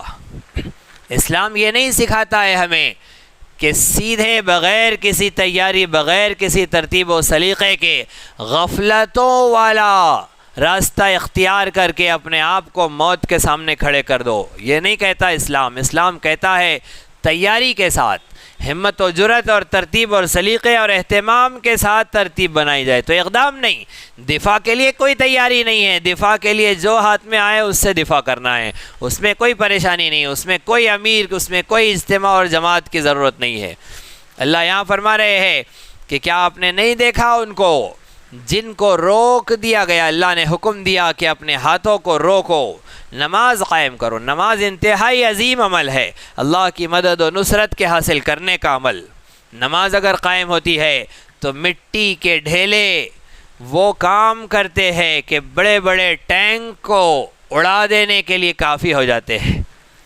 جب صحراؤں میں نمازیں ادا کی جا رہی ہے اور پھر اٹھا کر روس کے ٹینک پر مارا جا رہا ہے تو روس کے ٹینک اڑ جاتے ہیں مٹی کے ڈھیلوں سے۔ اگر رسول عربی صلی اللہ علیہ وسلم نے ایک لکڑی درخت کی توڑ کر صحابی رسول کو دی اور وہ تلوار بن گئی، وہ آپ کا معجزہ تھا۔ تو مٹی کے ڈھیلے پھینک کر اولیاء کی کرامت کے بھی نمونے ماضی قریب میں اس آسمان و زمین نے دیکھے ہیں۔ تو نبی کے ساتھ معجزے جڑے ہیں، ولی کے ساتھ کرامتیں جڑی ہے۔ ہم نمازیں چھوڑیں گے اور اللہ کی مدد کے انتظار کریں گے تو چمتکار شعبدے تو دکھا سکتے ہیں، کرامت نہیں ہو سکتی ہے۔ کرامت کے لیے نماز لگتی ہے، اللہ کی مدد و نصرت و اعانت کے لیے نماز چاہیے۔ اقیم الصلاۃ، نماز قائم کرو۔ نماز قائم کرنا کسے کہتے ہیں؟ فجر میں سوتے پڑے تھے اور ظہر میں آ کر جہاد کی باتیں ہو رہی ہے۔ یہ سب اسلام نہیں سکھاتا۔ اسلام کہتا ہے پہلے فجر میں آؤ، اس کے بعد باتیں کرو، فجر میں شریک رہو، نماز پہلے ہے۔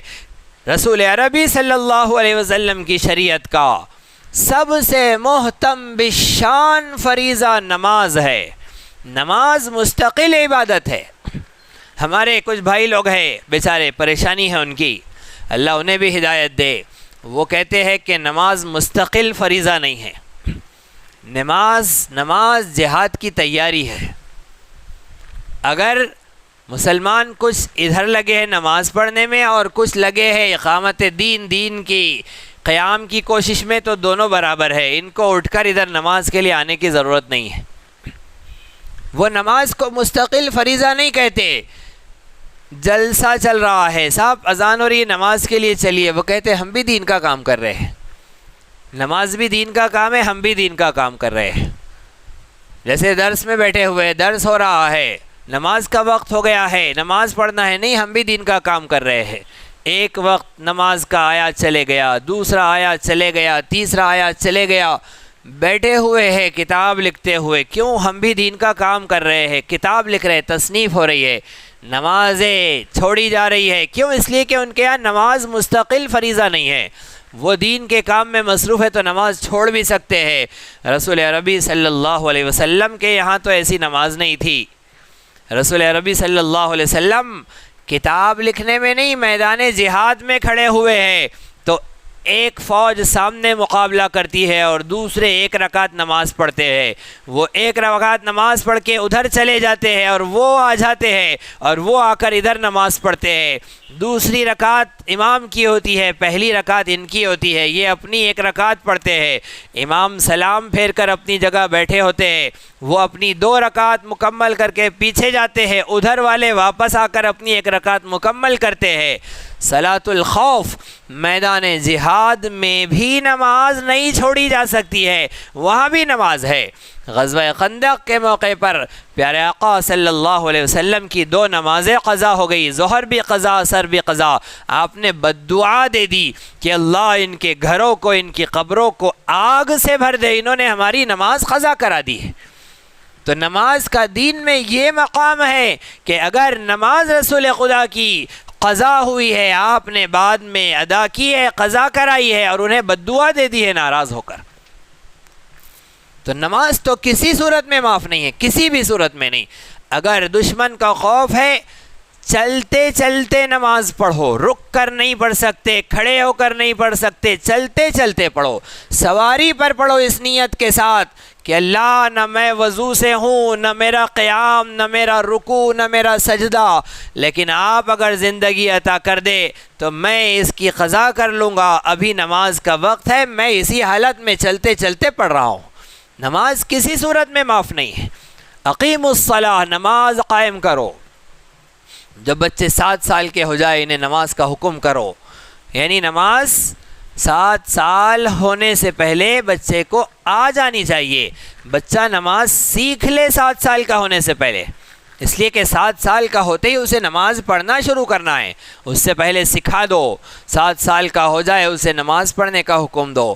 10 سال کا ہو جائے نماز نہ پڑھے تو اسے تنبیہ کرو، اسے مارو۔ کیسا مارنا ہے؟ کل ہم نے سنا تھا عورت نافرمان ہو جائے تو کیسا مارنا ہے؟ خون نہیں نکلنا۔ اور یہاں فقہا نے کہا بچہ اگر نماز نہ پڑھے تو ایسا مارو کہ خون نکل جائے، اس لیے کہ نماز اتنا محتم بشان فریضہ ہے، نماز ایسی عظیم الشان عبادت ہے، اگر ہم نے چھوڑ دی ہے توبہ کرنے سے معاف نہیں ہوتی۔ ایک بات ذہن میں رکھیے، نمازیں ہماری چھوٹ گئی ہے، روزے ہمارے چھوٹ گئے ہیں، 1,00,000 مرتبہ بھی توبہ کریے ایک چھوٹی ہوئی نماز پر تو وہ معاف نہیں ہوں گی جب تک کہ قضا نہیں کرتی، اسے قضا کرنا پڑے گا۔ جو روزے ہمارے چھوٹ گئے ہیں ان کی قضا کرنا پڑے گا، جو زکوٰۃ ہم نے پچھلے سالوں میں نہیں دی ہے اس زکوٰۃ کی قضا کرنی پڑے گی، پھر معافی مانگنی پڑے گی کہ اللہ قضا ہو گئی تھی معاف فرما، پھر معاف ہوگی۔ صرف معافی مانگنے سے توبہ کرنے سے نہیں معاف ہوتی ہے، اس کی قضا کرنی پڑتی ہے۔ نماز ایسی عظیم الشان عبادت ہے، نماز قائم کرو۔ قائم کرنے کا مطلب کیا ہے؟ نماز قائم کرنے کا مطلب ہے کہ پورے آداب کے ساتھ فرائض، واجبات، سنتیں، مستحبات کا پاس و لحاظ کرتے ہوئے مردوں کے لیے مسجد میں جماعت کے ساتھ، عورتوں کے لیے اپنے گھر میں مستحب وقت میں نماز اہتمام سے پابندی کے ساتھ 5 وقت ادا کرنا، اسے کہتے ہیں نماز قائم کرنا۔ کبھی پڑھی کبھی چھوڑ دی اسے نہیں کہتے قائم کرنا۔ کبھی جماعت سے مسجد میں اور کبھی بیگم جانی مسجد میں، بی بی جانی مسجد میں، کبھی بستر سے اٹھے وہیں پر مصلی ڈالا اور وہیں غائب، اسے نہیں کہتے نماز قائم کرنا۔ کبھی فرض ادا ہو رہے ہیں، سنتیں چھوڑ رہے ہیں، نماز کے واجبات کا لحاظ نہیں، نماز کی سنتوں کا لحاظ نہیں، اسے نہیں کہتے نماز قائم کرنا۔ تو اللہ کا مطالبہ ہم سے نماز قائم کرو۔ وقت ٹال کر پڑھنا یہ بھی اللہ رب العزت کو پسند نہیں ہے۔ حضرت علامہ حافظ ابن قیم رحمۃ اللہ علیہ محدث جلیل ہے، بہت بڑے محدث ہے، آپ نے کتاب لکھی ہے کتاب الروح۔ حضرت نے ایک واقعہ اس میں درج فرمایا ہے۔ ایک بڑے اللہ والے تھے، مختصر سی فیملی تھی، میاں بیوی بیٹا بیٹی، 4 ہی لوگ تھے۔ شوہر کا اللہ والوں کا انتقال ہو گیا، کچھ ہی وقت گزرا تھا، کچھ عرصے کے بعد بیٹی کا بھی انتقال ہو گیا۔ تدفین کے لیے لوگ گئے، بیٹا بھی ساتھ گیا، دفن کر کے قبر کے اندر انہیں رکھ کر ہٹے ہیں کہ جتنے لوگ جنازے میں شریک تھے سب نے اپنی آنکھوں سے اس قبر میں آگ کے انگاروں کو بھڑکتے ہوئے دیکھا، بہت گھبرا گئے، پریشان ہو گئے۔ حضرت حافظ ابن قیم یہ واقعہ لکھ رہے ہیں اور بڑی عظیم شخصیت ہے، مستند شخصیت ہے۔ آپ نے کہا لڑکا واپس آیا اپنے گھر میں اور امی سے کہا کہ امی ابھی مجھے بتاؤ کہ میری بہن میں کیا عیب تھا۔ ماں نے کہا، وہ سمجھی کہ اتنی جلدی موت کیوں ہو گئی، کیا عیب تھا، اس لیے بچہ کہہ رہا ہے۔ کہا کہ بیٹا ابھی تمہارے ابا کا بھی انتقال ہو گیا، بہن کا بھی انتقال ہو گیا، میں بھی اس غم میں شریک ہوں، کیوں پریشان کر رہے ہو؟ بیٹے نے کہا اماں غم کی صدمے کی بات نہیں ہے، بات یہ ہے کہ اس کی قبر میں سب نے آگ کے انگارے دیکھے ہیں، یہ کیوں ہوا، اس میں یہ کون سا عیب تھا؟ ماں نے کہا کہ ایسا تو کوئی عیب نہیں تھا، لیکن ہاں ایک عیب تھا کہ نماز بہت وقت ٹال کر پڑھا کرتی تھی۔ فجر کی نماز کے لیے اٹھی ہے، کب اٹھتی ہے؟ سو رہی ہے یہاں تک کہ بس اب سورج نکلنے کا وقت آیا ہے کہ اٹھی ہے کہ بس چڑیا کی طرح چونچ مارتے ہوئے 2 سجدے کر لیے، 1 رکعت میں نماز مکمل کر لی، فرض پڑھ لی، سنت پڑھی نہیں پڑھی، ایسی نماز پڑھتی تھی۔ عصر کا موقع آیا، عصر وقت ٹال کر بس اب غروب ہونے کا سورج وقت آیا ہے تب پڑھ رہی ہے، وقت ٹال کر نماز پڑھا کرتی تھی، غفلت کیا کرتی تھی۔ علماء کو جب یہ وجہ بتائی گئی تو انہوں نے کہا کہ ہاں اسی وجہ سے قبر کے اندر آگ کے انگارے ہے، اسے آگ کا عذاب ہو رہا ہے، لوگوں کو اللہ نے دکھا دیا ہے۔ تو نماز وقت ٹال کر پڑھنا، عورتوں سے اکثر یہ چیزیں ہو جاتی ہے، عورتیں اس میں اہتمام کرے، جب نماز کا وقت آ جائے تو بالکل اپنے سارے کاموں میں نماز کی اہمیت، اس کی عظمت کا پورا پاس و لحاظ رکھا جائے، ہرگز سستی اور غفلت کا مظاہرہ نہ کیا جائے۔ وَآتُوا الزَّکَاۃَ، زکوٰۃ ادا کرو۔ ہر صاحب نصاب شخص سال میں 1 دفعہ زکوٰۃ ادا کرے۔ زکوٰۃ پر بہت ساری باتیں ہو چکی ہے، عورتیں سمجھتی ہے کہ ہمارے استعمال کے زیور پر زکوٰۃ نہیں ہے، سال میں 1-2 مرتبہ سال ختم ہونے سے پہلے ایک بار نکال کر پہن لو، بس بے فکر ہو جاؤ کہ زکوٰۃ کی اب ضرورت نہیں ہے، اس کی زکوٰۃ ادا نہیں کرنے پڑے گی۔ ایسے نہیں ہے، استعمال کا سونا چاندی زیور ہے، اس پر بھی زکوٰۃ ادا کرنا ہے۔ حضرت زینب رضی اللہ عنہ نبی صلی اللہ علیہ وسلم کے پاس آئی، اللہ کے نبی صلی اللہ علیہ وسلم نے ان کے ہاتھوں میں سونے کے کنگن دیکھے، پیارے آقا نے پوچھا اس کی زکوٰۃ بھی ادا کرتی ہو؟ حضرت زینب نے کہا اللہ کے نبی مجھے تو پتہ نہیں تھا اس پر زکوٰۃ بھی ہوتی ہے۔ اللہ کے نبی نے فرمایا آپ کیا چاہتے ہو کہ یہ 2 کنگن کل قیامت کے دن اور جہنم میں آگ کے کنگن بنا کر تمہارے ہاتھ میں ڈالے جائے؟ حضرت زینب پریشان ہو گئی، اب سے ادا کروں گی زکوٰۃ۔ 2 عورتیں آئیں، ماں بیٹی، بیٹی کے ہاتھ میں بڑے بڑے وزندار سونے کے کنگن تھے۔ اللہ کے نبی نے کہا کہ اس کی زکوٰۃ بھی ادا کرتی ہو؟ کہا کہ ہمیں نہیں پتہ تھا اس کی زکوٰۃ ادا کرنی ہوتی ہے۔ اللہ کے نبی نے فرمایا کہ تم یہ چاہتے ہو کہ یہ آگ کے کنگن بنا کر تمہارے ہاتھ میں پہنائے جائے؟ اس لڑکی نے نکالے ہیں اور دور پھینکا اور کہا کہ مجھے جہنم میں نہیں جانا، یہ مجھے نہیں چاہیے، جو چاہے اسے اٹھا لے، میرا اس سے کوئی مطلب نہیں۔ ایسے آگ سے، جہنم سے اس کی ہیبت ناکیوں سے ڈرنے والے رسول عربی صلی اللہ علیہ وسلم کی مجلس کے صحابہ و صحابیات ہوا کرتے تھے۔ تو اتنا اہم مسئلہ ہے زکوٰۃ کی ادائیگی کا، لہٰذا زکوٰۃ ادا کرنے کے سلسلے میں اہتمام ہو۔ جو مال کی زکوٰۃ نہیں ادا کی جاتی، اللہ فرما رہے ہیں کہ اس مال کو، سونے چاندی کو آگ میں تپایا جائے گا، اتنا تپایا جائے گا کہ اسے آگ بنا دیا جائے گا۔ فَتُقْوَى بِهَا جِبَاهُهُمْ وَجُنُوبُهُمْ ان کی پیشانیوں کو، ان کے پہلوؤں کو، وَظُهُورُهُمْ ان کی پیٹھ کو اس سے داغ دیا جائے گا۔ هَذَا مَا كَنَزْتُمْ لِأَنفُسِكُمْ اللہ فرمائے گا کہ یہ وہ خزانہ ہے جو تم نے جمع کیا تھا، اب مزہ چکھو اپنے خزانے کا۔ مومنوں کو حکم ہوا آتوا الزکاۃ، زکوٰۃ ادا کرو، نماز قائم کرو، زکوٰۃ ادا کرو۔ آگے اللہ ارشاد فرما رہے ہیں فَلَمَّا كُتِبَ عَلَيْهِمُ الْقِتَالُ اب مدینے میں آ گئے، 13 سال کا دور گزرا ہے مکہ مکرمہ کا، ہاتھ روک کر رکھو، نماز قائم کرو، زکوٰۃ ادا کرو، اپنے رب سے، اللہ رب العزت سے تعلق مضبوط کرو۔ اب جب موقع آیا ہے فلما جب کتبہ فرض کر دیا گیا علیہم ان پر القتال قتال، پھر کیا ہوا؟ اذا فریق منہم ان میں کی ایک جماعت، منافقوں کی بات ہو رہی ہے، یخشون الناس کخشیۃ اللہ او اشد خشیہ لوگوں سے ایسے ڈر رہے ہیں جیسے اللہ سے ڈرنا چاہیے تھا، بلکہ اس سے بھی زیادہ لوگوں سے ڈر رہے ہیں۔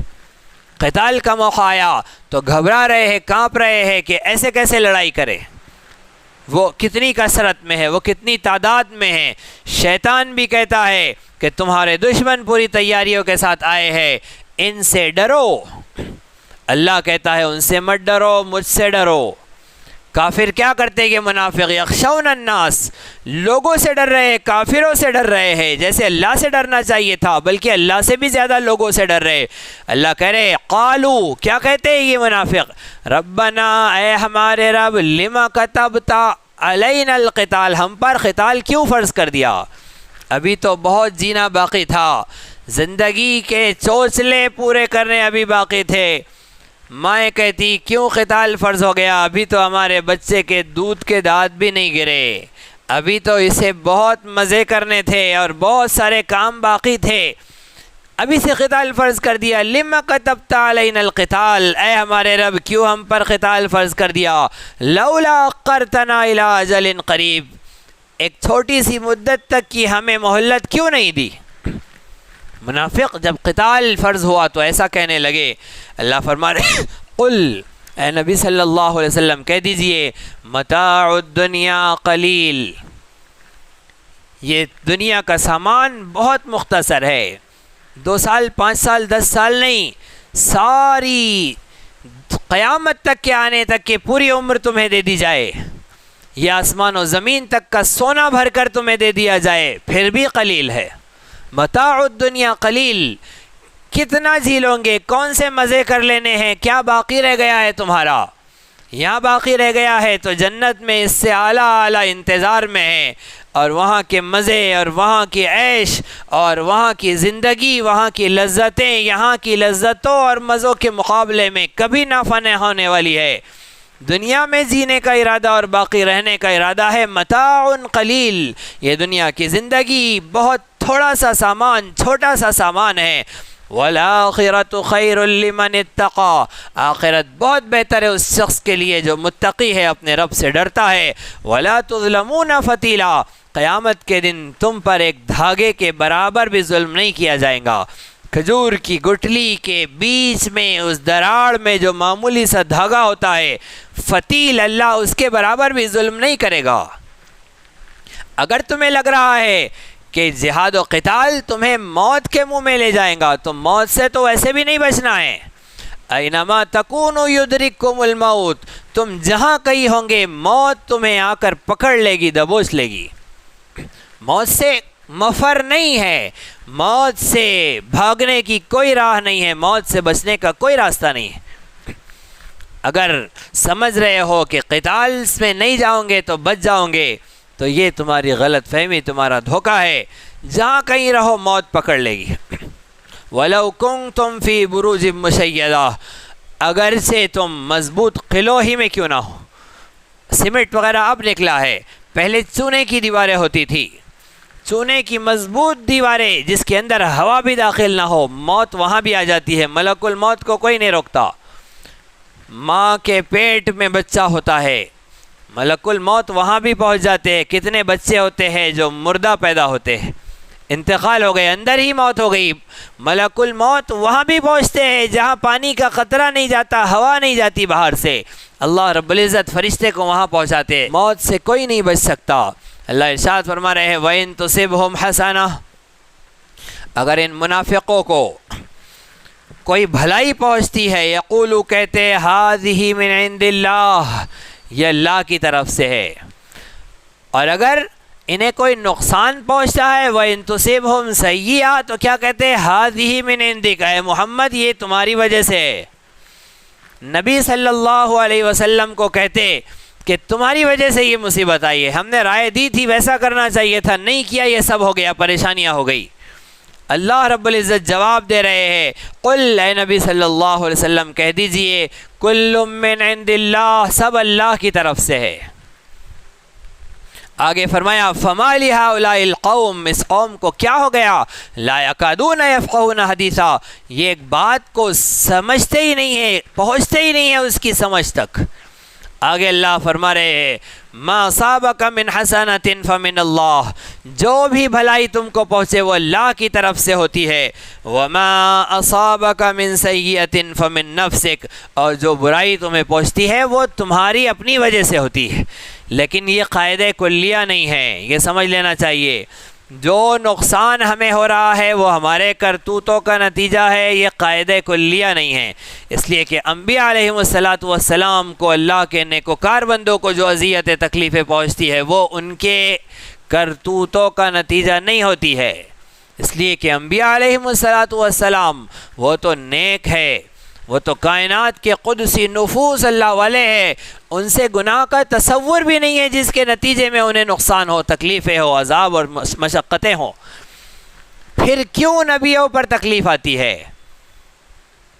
اللہ کے نبی صلی اللہ علیہ وسلم سے پوچھا گیا کہ سب سے زیادہ کس پر تکلیف ہوتی ہے؟ اللہ کے نبی نے فرمایا اشد الناس بلاء الانبیاء، لوگوں میں سب سے زیادہ بلائیں، آزمائشیں، تکلیفیں انبیاء علیہ السلام پر ہوتی ہے، ثم الامثل فالامثل، پھر ان کے بعد جو جتنا ان سے تقرب اور تعلق رکھتا ہے اتنا اس پر، جو جتنا دور ہے اس پر اتنا کم، تو جس کا نبی سے جتنا تعلق اتنی زیادہ اس پر بلائیں، آزمائشیں، تکلیفیں۔ تو یہ آزمائشیں، تکلیفیں انبیاء علیہ السلام پر ان کے درجات کو، ان کے مقامات کی بلندی کے لیے، گنہگار شخص پر جب تکلیف آتی ہے، گنہگار مومن پر، تو اس کے گناہ کو دھونے کے لیے آتی ہے، اور نیکوکار مومن پر جب مصیبتیں، مشقتیں آتی ہے تو اس کے درجات کو بلند کرنے کے لیے آتی ہے۔ ہاں، گنہگار شخص پر جو تکلیف آئی ہے وہ اس کے ہاتھوں کا نتیجہ، فمن نفسک، وہ اس کے اپنی وجہ سے ہوتا ہے۔ کافروں پر جب عذاب آئیں گا تو ان کے ہی کرتوتوں کا نتیجہ ہوگا۔ وَأَرْسَلْنَاكَ لِلنَّاسِ رَسُولًا، اے نبی صلی اللہ علیہ وسلم ہم نے آپ کو لوگوں کی طرف ایک رسول بنا کر بھیجا۔ وَكَفَى بِاللَّهِ شَهِيدًا، یہ سارے کے سارے آپ کی رسالت کا انکار کرے، اللہ گواہی کے لیے کافی ہے کہ آپ اس کے رسول ہیں۔ مَن يُطِعِ الرَّسُولَ فَقَدْ أَطَاعَ اللَّهَ، اللہ نے قانون بیان کیا، جو رسول کی اطاعت کرے فقد اطاع اللہ، یقیناً اس نے اللہ ہی کی اطاعت کی۔ وَمَن تَوَلَّى، جس نے رسول کی اطاعت سے منہ پھیرا، فَمَا أَرْسَلْنَاكَ عَلَيْهِمْ حَفِيظًا، اے ہمارے محبوب صلی اللہ علیہ وسلم ہم نے آپ کو ان پر نگران بنا کر نہیں بھیجا کہ اب یہ نہیں مان رہے ہیں تو بھی آپ ان کے پیچھے لگے رہے، آپ داروغہ اور نگران بنا کر نہیں آئے، لَسْتَ عَلَيْهِمْ بِمُسَيْطِرٍ، آپ ان پر داروغہ بنا کر نہیں بھیجے گئے۔ آگے اللہ فرما رہے ہیں وَيَقُولُونَ طَاعَةً، یہ منافق لوگ کہتے ہیں طاعہ، ہم تو آپ کی اطاعت کرنے والے ہیں، ہم جو یہاں آتے ہیں آپ کی مجلس میں بیٹھتے ہیں ہمیں آپ کی اطاعت کرنا ہے۔ فَإِذَا بَرَزُوا مِنْ عِنْدِكَ، جب یہ آپ کے پاس سے نکل جاتے ہیں، بَيَّتَ طَائِفَةٌ مِّنْهُمْ، اب یہ راتوں کو مشورے کرتے ہیں، ان میں کے کچھ لوگ راتوں کو مشورے کرتے ہیں، غیر الذی تقول، جو آپ نے کہا ہے اس کے خلاف۔ آپ نے مجلس میں کہا فلاں جگہ جماعت بھیجنی ہے، فلاں جگہ جہاد ہے، فلاں جگہ گورنروں کو بھیجنا ہے، فلاں جگہ کا حساب و کتاب لینا ہے، اب یہ ادھر راتوں کو سازشیں کرتے ہیں۔ سب سے پہلی تو یہ کہ ہمیں نہیں جانا ہے، ہمیں نہیں پہنچنا ہے، ہمیں نہیں جانا ہے وہاں پر، اپنے آپ کو بچانے کی دی گئی ذمہ داری کو ٹالنے کی کوششیں کرتے ہیں۔ اللہ فرما رہے ہیں واللہ یکتب ما یبیتون، یہ راتوں کو جو مشورے کر رہے ہیں اللہ سب لکھ رہا ہے، اللہ کو سب پتہ ہے ادھر کیا سازشیں چل رہی ہے۔ فاعرض عنہم، پیارے آقا ان سے اعراض کریے، وتوکل علی اللہ، اللہ پر بھروسہ کریے، وکفی باللہ وکیلا، اللہ کافی ہے وکالت کے لیے، کارسازی کے لیے۔ یہ سب ایسا کیوں کر رہے ہیں؟ ان کی یہ حرکتیں، ان کا یہ نفاق، ان کا دین حنیف کے مزاج کو سمجھنا، محمد مصطفیٰ کی شریعت کی منشا کو سمجھنا ان سے نہیں ہوتا، یہ نفاق میں مبتلا ہے۔ ایسا کیوں ہے؟ افلا یتدبرون القرآن، کیا یہ قرآن پر غور و فکر نہیں کرتے؟ قرآن پر غور و فکر نہ کرنا انہیں منافقت کی طرف لے جا رہا ہے۔ قرآن پر غور و فکر کرنے والے ایمان تک پہنچ جاتے ہیں۔ علماء نے کہا کہ اگر عوام قرآن کریم کا محض ایک ترجمہ پڑھ لے، کوئی ایک ترجمہ پڑھ لے، اس کے ایمان کی مضبوطی اور پختگی کے لیے کافی ہو جائے گا۔ اعمال کی اصلاح کے لیے فرض، واجب، نفل، سنت، مستحب، جائز، مکروہ، ناجائز، حرام، انہیں سمجھنے کے لیے ترجمہ کافی نہیں ہے، اس کے لیے مفسرین چاہیے، اس کے لیے حدیث کے علم رکھنے والے چاہیے، اس کے لیے رسول اکرم صلی اللہ علیہ وسلم کے زمانے کا سیاسی، سماجی، دینی پس منظر پتہ ہونا چاہیے، اس کے لیے موجودہ زمانے کی صورتحال کا علم ہونا چاہیے، اس کے لیے عربی زبان و ادب، جاہلیت کہ عرب کے شعراء کے کلام سے واقفیت و آگہی ہونی چاہیے۔ یہ ساری چیزیں جب مفسر تفسیر کرے اور وہ بیان کرے کہ کیا اس میں فرض ہے، کیا فرض کفایہ ہے، کیا واجب ہے، کیا سنت ہے، کیا مستحب ہے، صرف ترجمے پڑھ کر فرض، واجب، سنت کے فیصلے نہیں نکالے جاتے، لیکن ایمان کی پختگی کے لیے ایک مرتبہ قرآن کا ترجمہ پڑھ لینا کافی ہے۔ نہیں غور و فکر کرتے ہیں۔ افلا یتدبرون القرآن، اللہ نے ایک جگہ فرمایا ام علی قلوب اقفالها، یا ان کے دلوں پر تالے پڑے ہوئے ہیں۔ یہاں فرمایا اللہ نے وَلَوْ كَانَ مِنْ عِنْدِ غَيْرِ اللَّهِ لَوَجَدُوا فِيهِ اخْتِلَافًا كَثِيرًا، قرآن اللہ کا کلام ہے، اگر یہ اللہ کے علاوہ کسی اور کی طرف سے آتا تو یہ لوگ اس میں بہت زیادہ اختلاف پاتے۔ اللہ کا کلام ہے، اس میں کوئی اختلاف نہیں ہے۔ وَإِذَا جَاءَهُمْ أَمْرٌ مِّنَ الْأَمْنِ أَوِ الْخَوْفِ أَذَاعُوا بِهِ، مدینہ منورہ میں منافقین کا یہ ایک رویہ تھا کہ باہر سے جب بھی کوئی خبر آتی تو یہاں مدینے میں مسلمانوں کے درمیان اس کی اتنی اشاعت کر دیتے، اتنا عام کر دیتے کہ مسلمانوں کے لیے غلط فہمیوں کا، احساس کمتری کا، پریشانی اور مصیبت کا سامان ہو جاتا۔ ایک خبر آ جاتی کہ حملہ ہونے والا ہے مدینے پر، مدینے میں مسلمانوں سے کہہ دیا حملہ ہونے والا ہے، حملہ ہونے والا ہے، سب گھبرائے ہوئے پریشان ہیں۔ تحقیقات کی جاتی تو پتہ چلتا کچھ نہیں تھا ایسا، صرف پریشان کرنے کے لیے مسلمانوں کو ایسی خبریں اڑاتے۔ اگر سچ مچ کوئی ایسی اطلاع و خبر ہے بھی تو عوام سے کیوں کہا گیا؟ یہ عام مسلمانوں سے کہتے، مسلمانوں کو پریشان کرتے۔ جب وہ خبر صحیح ہو جاتی تو پھر اپنے کنیکشنز کا لوگوں کو تذکرہ کر کے اپنے اوپر اعتماد بڑھاتے کہ دیکھو ہم نے کہا تھا نا ایسا ہونے والا ہے، ہوا، دیکھیں ہماری لنک کہاں ملتی ہے، ہمارے کان کہاں کہاں پر ہے۔ ان کے کان نہیں ہوتے ہیں وہاں پر، یہ ان کے کان ہوتے ہیں جو یہاں بنے ہوئے ہیں۔ یہ منافق ہوتے ہیں جو ان کے کان ان کی زبان بن کر، ان کے ہاتھ بن کر ان مسلمانوں کے درمیان میں رہ رہے ہیں اور سمجھ رہے ہیں کہ ہم کام لے رہے ہیں ان سے، یہ ان سے کام نہیں لے رہے، ان کے کارندے ہیں، ان کے نمائندے ہیں اور ان کے بکے ہوئے زرخرید غلام ہیں۔ ایسے منافق اللہ کہہ رہے وَإِذَا جَاءَهُمْ أَمْرٌ مِّنَ الْأَمْنِ أَوِ الْخَوْفِ، جب امن یا خوف کی کوئی خبر اطلاع ان کے پاس آتی، اذاعوا بھی اس کی خوب نشر و اشاعت کرتے۔ وَلَوْ رَدُّوهُ إِلَى الرَّسُولِ وَإِلَىٰ أُولِي الْأَمْرِ مِنْهُمْ، اگر یہ رسول اللہ تک یہ خبر پہنچاتے یا پھر اولو الامر جنہیں اللہ کے نبی نے فیصلے کرنے کی اجازتیں دی تھی جیسے فاروق اعظم کی شخصیت، ان تک پہنچاتے، لَعَلِمَهُ الَّذِينَ يَسْتَنبِطُونَهُ مِنْهُمْ، پھر کیا ہوتا؟ ان معاملات میں تحقیقات کرنے والوں، غور و فکر کرنے والوں کو کام پر لگایا جاتا، لَعَلِمَ، پھر صحیح خبر صحیح اطلاع تک پہنچا جاتا۔ لیکن انہوں نے یہ نہیں کیا، ان کا تو یہ مقصد ہی نہیں تھا نا مسئلہ حل ہو، ان کا مقصد تھا نئے نئے مسائل پیدا ہو۔ اپنے مقصد کا انہوں نے کام کیا۔ اللہ فرما رہے وَلَوْلَا فَضْلُ اللَّهِ عَلَيْكُمْ وَرَحْمَتُهُ، اللہ کی رحمت نہ ہوتی، لَاتَّبَعْتُمُ الشَّيْطَانَ إِلَّا قَلِيلًا، تم شیطان کے پیچھے چل پڑتے، بہت ہی کم ہوتے کہ اللہ کی رحمت کی طرف متوجہ رہتے، صحیح راہ پر ہوتے، ورنہ اکثر بھٹک جاتے۔ اللہ نے قرآن تمہیں دیا، محمد مصطفیٰ کی ذات گرامی تمہیں عطا کی صلی اللہ علیہ وسلم، یہ رب کا فضل، اس کی رحمت ہے۔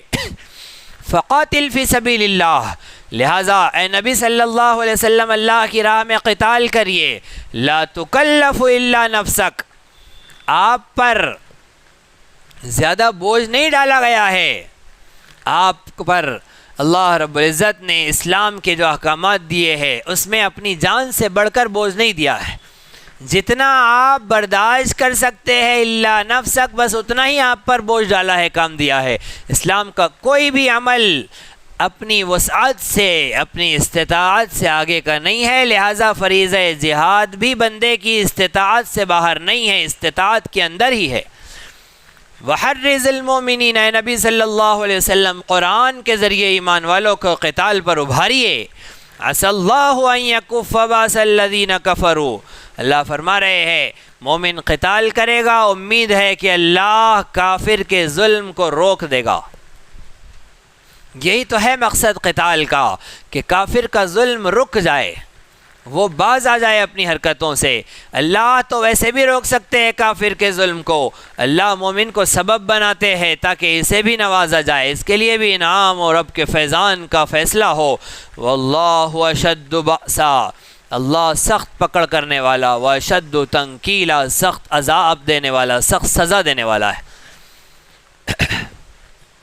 اللہ رب العزت ارشاد فرما رہے ہیں محض تلوار اور ہتھیار و بندوق لے کر دشمن کے مقابلے میں کھڑا ہو جانا یہی صرف قتال نہیں ہے، قتال کے لیے ابھارنا بھی قتال ہے، قتال کے لیے ساز و سامان دینا، مجاہد کی تیاری کرنا یہ بھی قتال ہے۔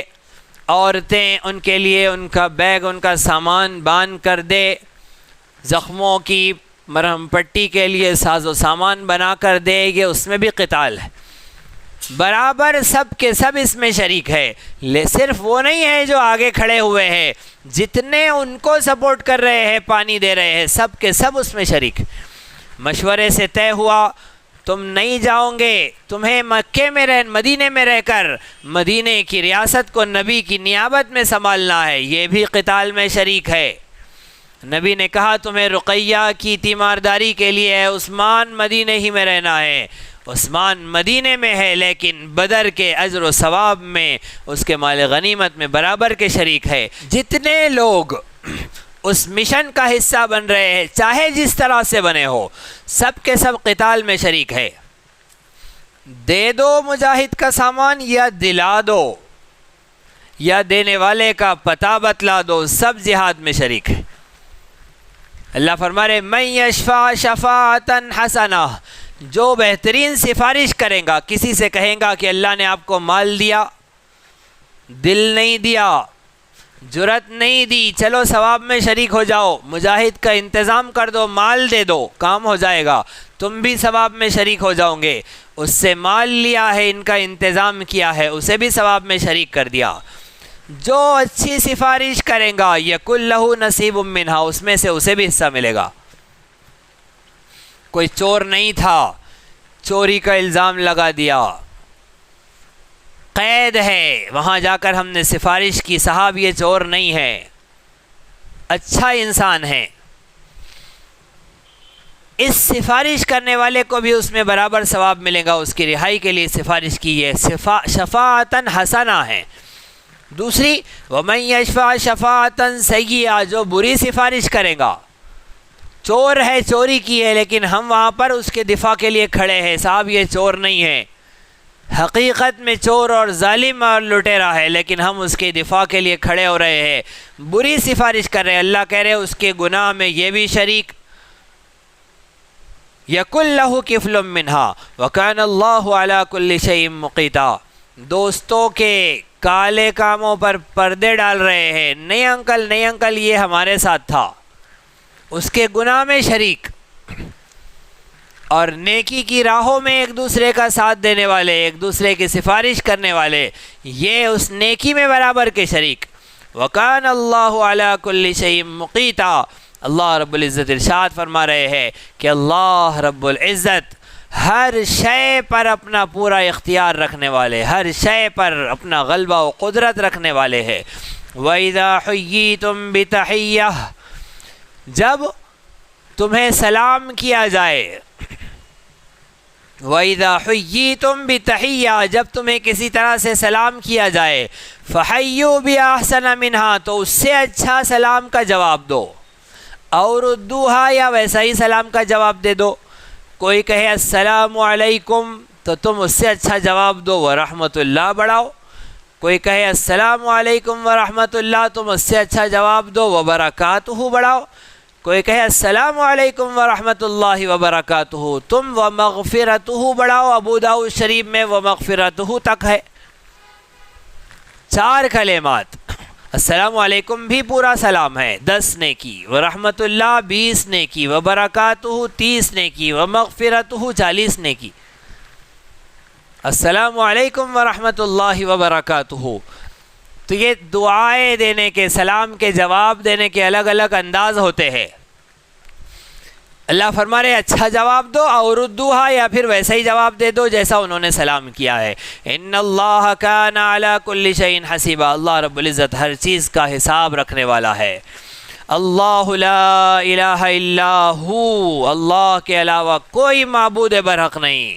لیجمعنکم الی یوم القیامۃ لا ریب فیہ، وہ ضرور بالضرور تمہیں قیامت کے دن جمع کرے گا، جس دن کے آنے میں کوئی ریب نہیں ہے، ایک لمحے کے لیے شک کی گنجائش نہیں ہے۔ وہ دن آنے والا ہے، اس دن حساب و کتاب ہونا ہے، لہٰذا مومنین کامیاب ہونے ہیں، کافر ناکام ہونے ہیں، منافق جہنم کے بدترین درجے میں جانے والے ہیں۔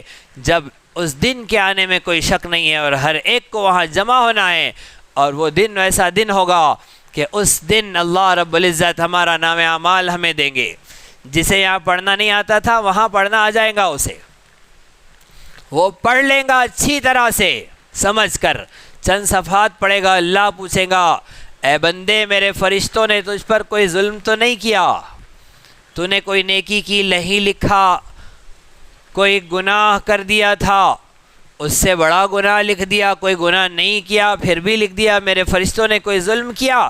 وہ کہیں گا یا رب کوئی ظلم نہیں کیا۔ اللہ کہیں گے اور پڑھ، اور صفحات پڑھیں گا، پھر اللہ روکیں گے، پوچھیں گے میرے فرشتوں نے کوئی ظلم تو نہیں کیا؟ وہ کہیں گا اللہ کوئی ظلم نہیں کیا۔ پھر وہ کہیں گا ما لہذا الکتاب، اس کتاب کو کیا ہو گیا؟ لا یغادر صغیرۃ ولا کبیرۃ الا احصاها، اس کتاب نے نہ چھوٹی بات چھوڑی ہے نہ کوئی بڑی بات چھوڑی ہے، سب جمع کر دیا ہے اس کے اندر۔ ایسی کیسی کتاب اللہ نے رکھی ہے۔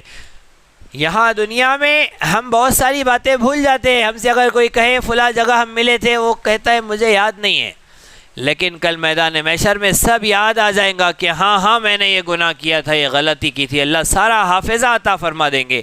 جب ایسا دن طے ہے آنے والا ہے اور سب کھرا کھوٹا کھل جانا ہے، سامنے آ جانا ہے، وَمَنْ أَصْدَقُ مِنَ اللَّهِ حَدِيثًا، اور اللہ سے سچی کس کی بات ہو سکتی ہے؟ اللہ سے سچی کسی کی بات نہیں۔ لہٰذا جب یہ بات طے ہے تو اپنے آپ کو سنوارا جائے، اپنے آپ کو سدھارا جائے، اپنے آپ کو نیکی کی راہوں پر ڈالا جائے، قرآن کریم کا مطالعہ کیا جائے، اپنے آپ کو سچا پکا مومن بنا کر ایمان کے تقاضوں پر جیا جائے اور ایمان ہی کے تقاضوں پر موت سے گلے ملے جائے۔ اللہ رب العزت ہم سب کو اس کے نام کے ساتھ جینا اور اس کے ساتھ نام کے ساتھ مرنا نصیب فرمائیں۔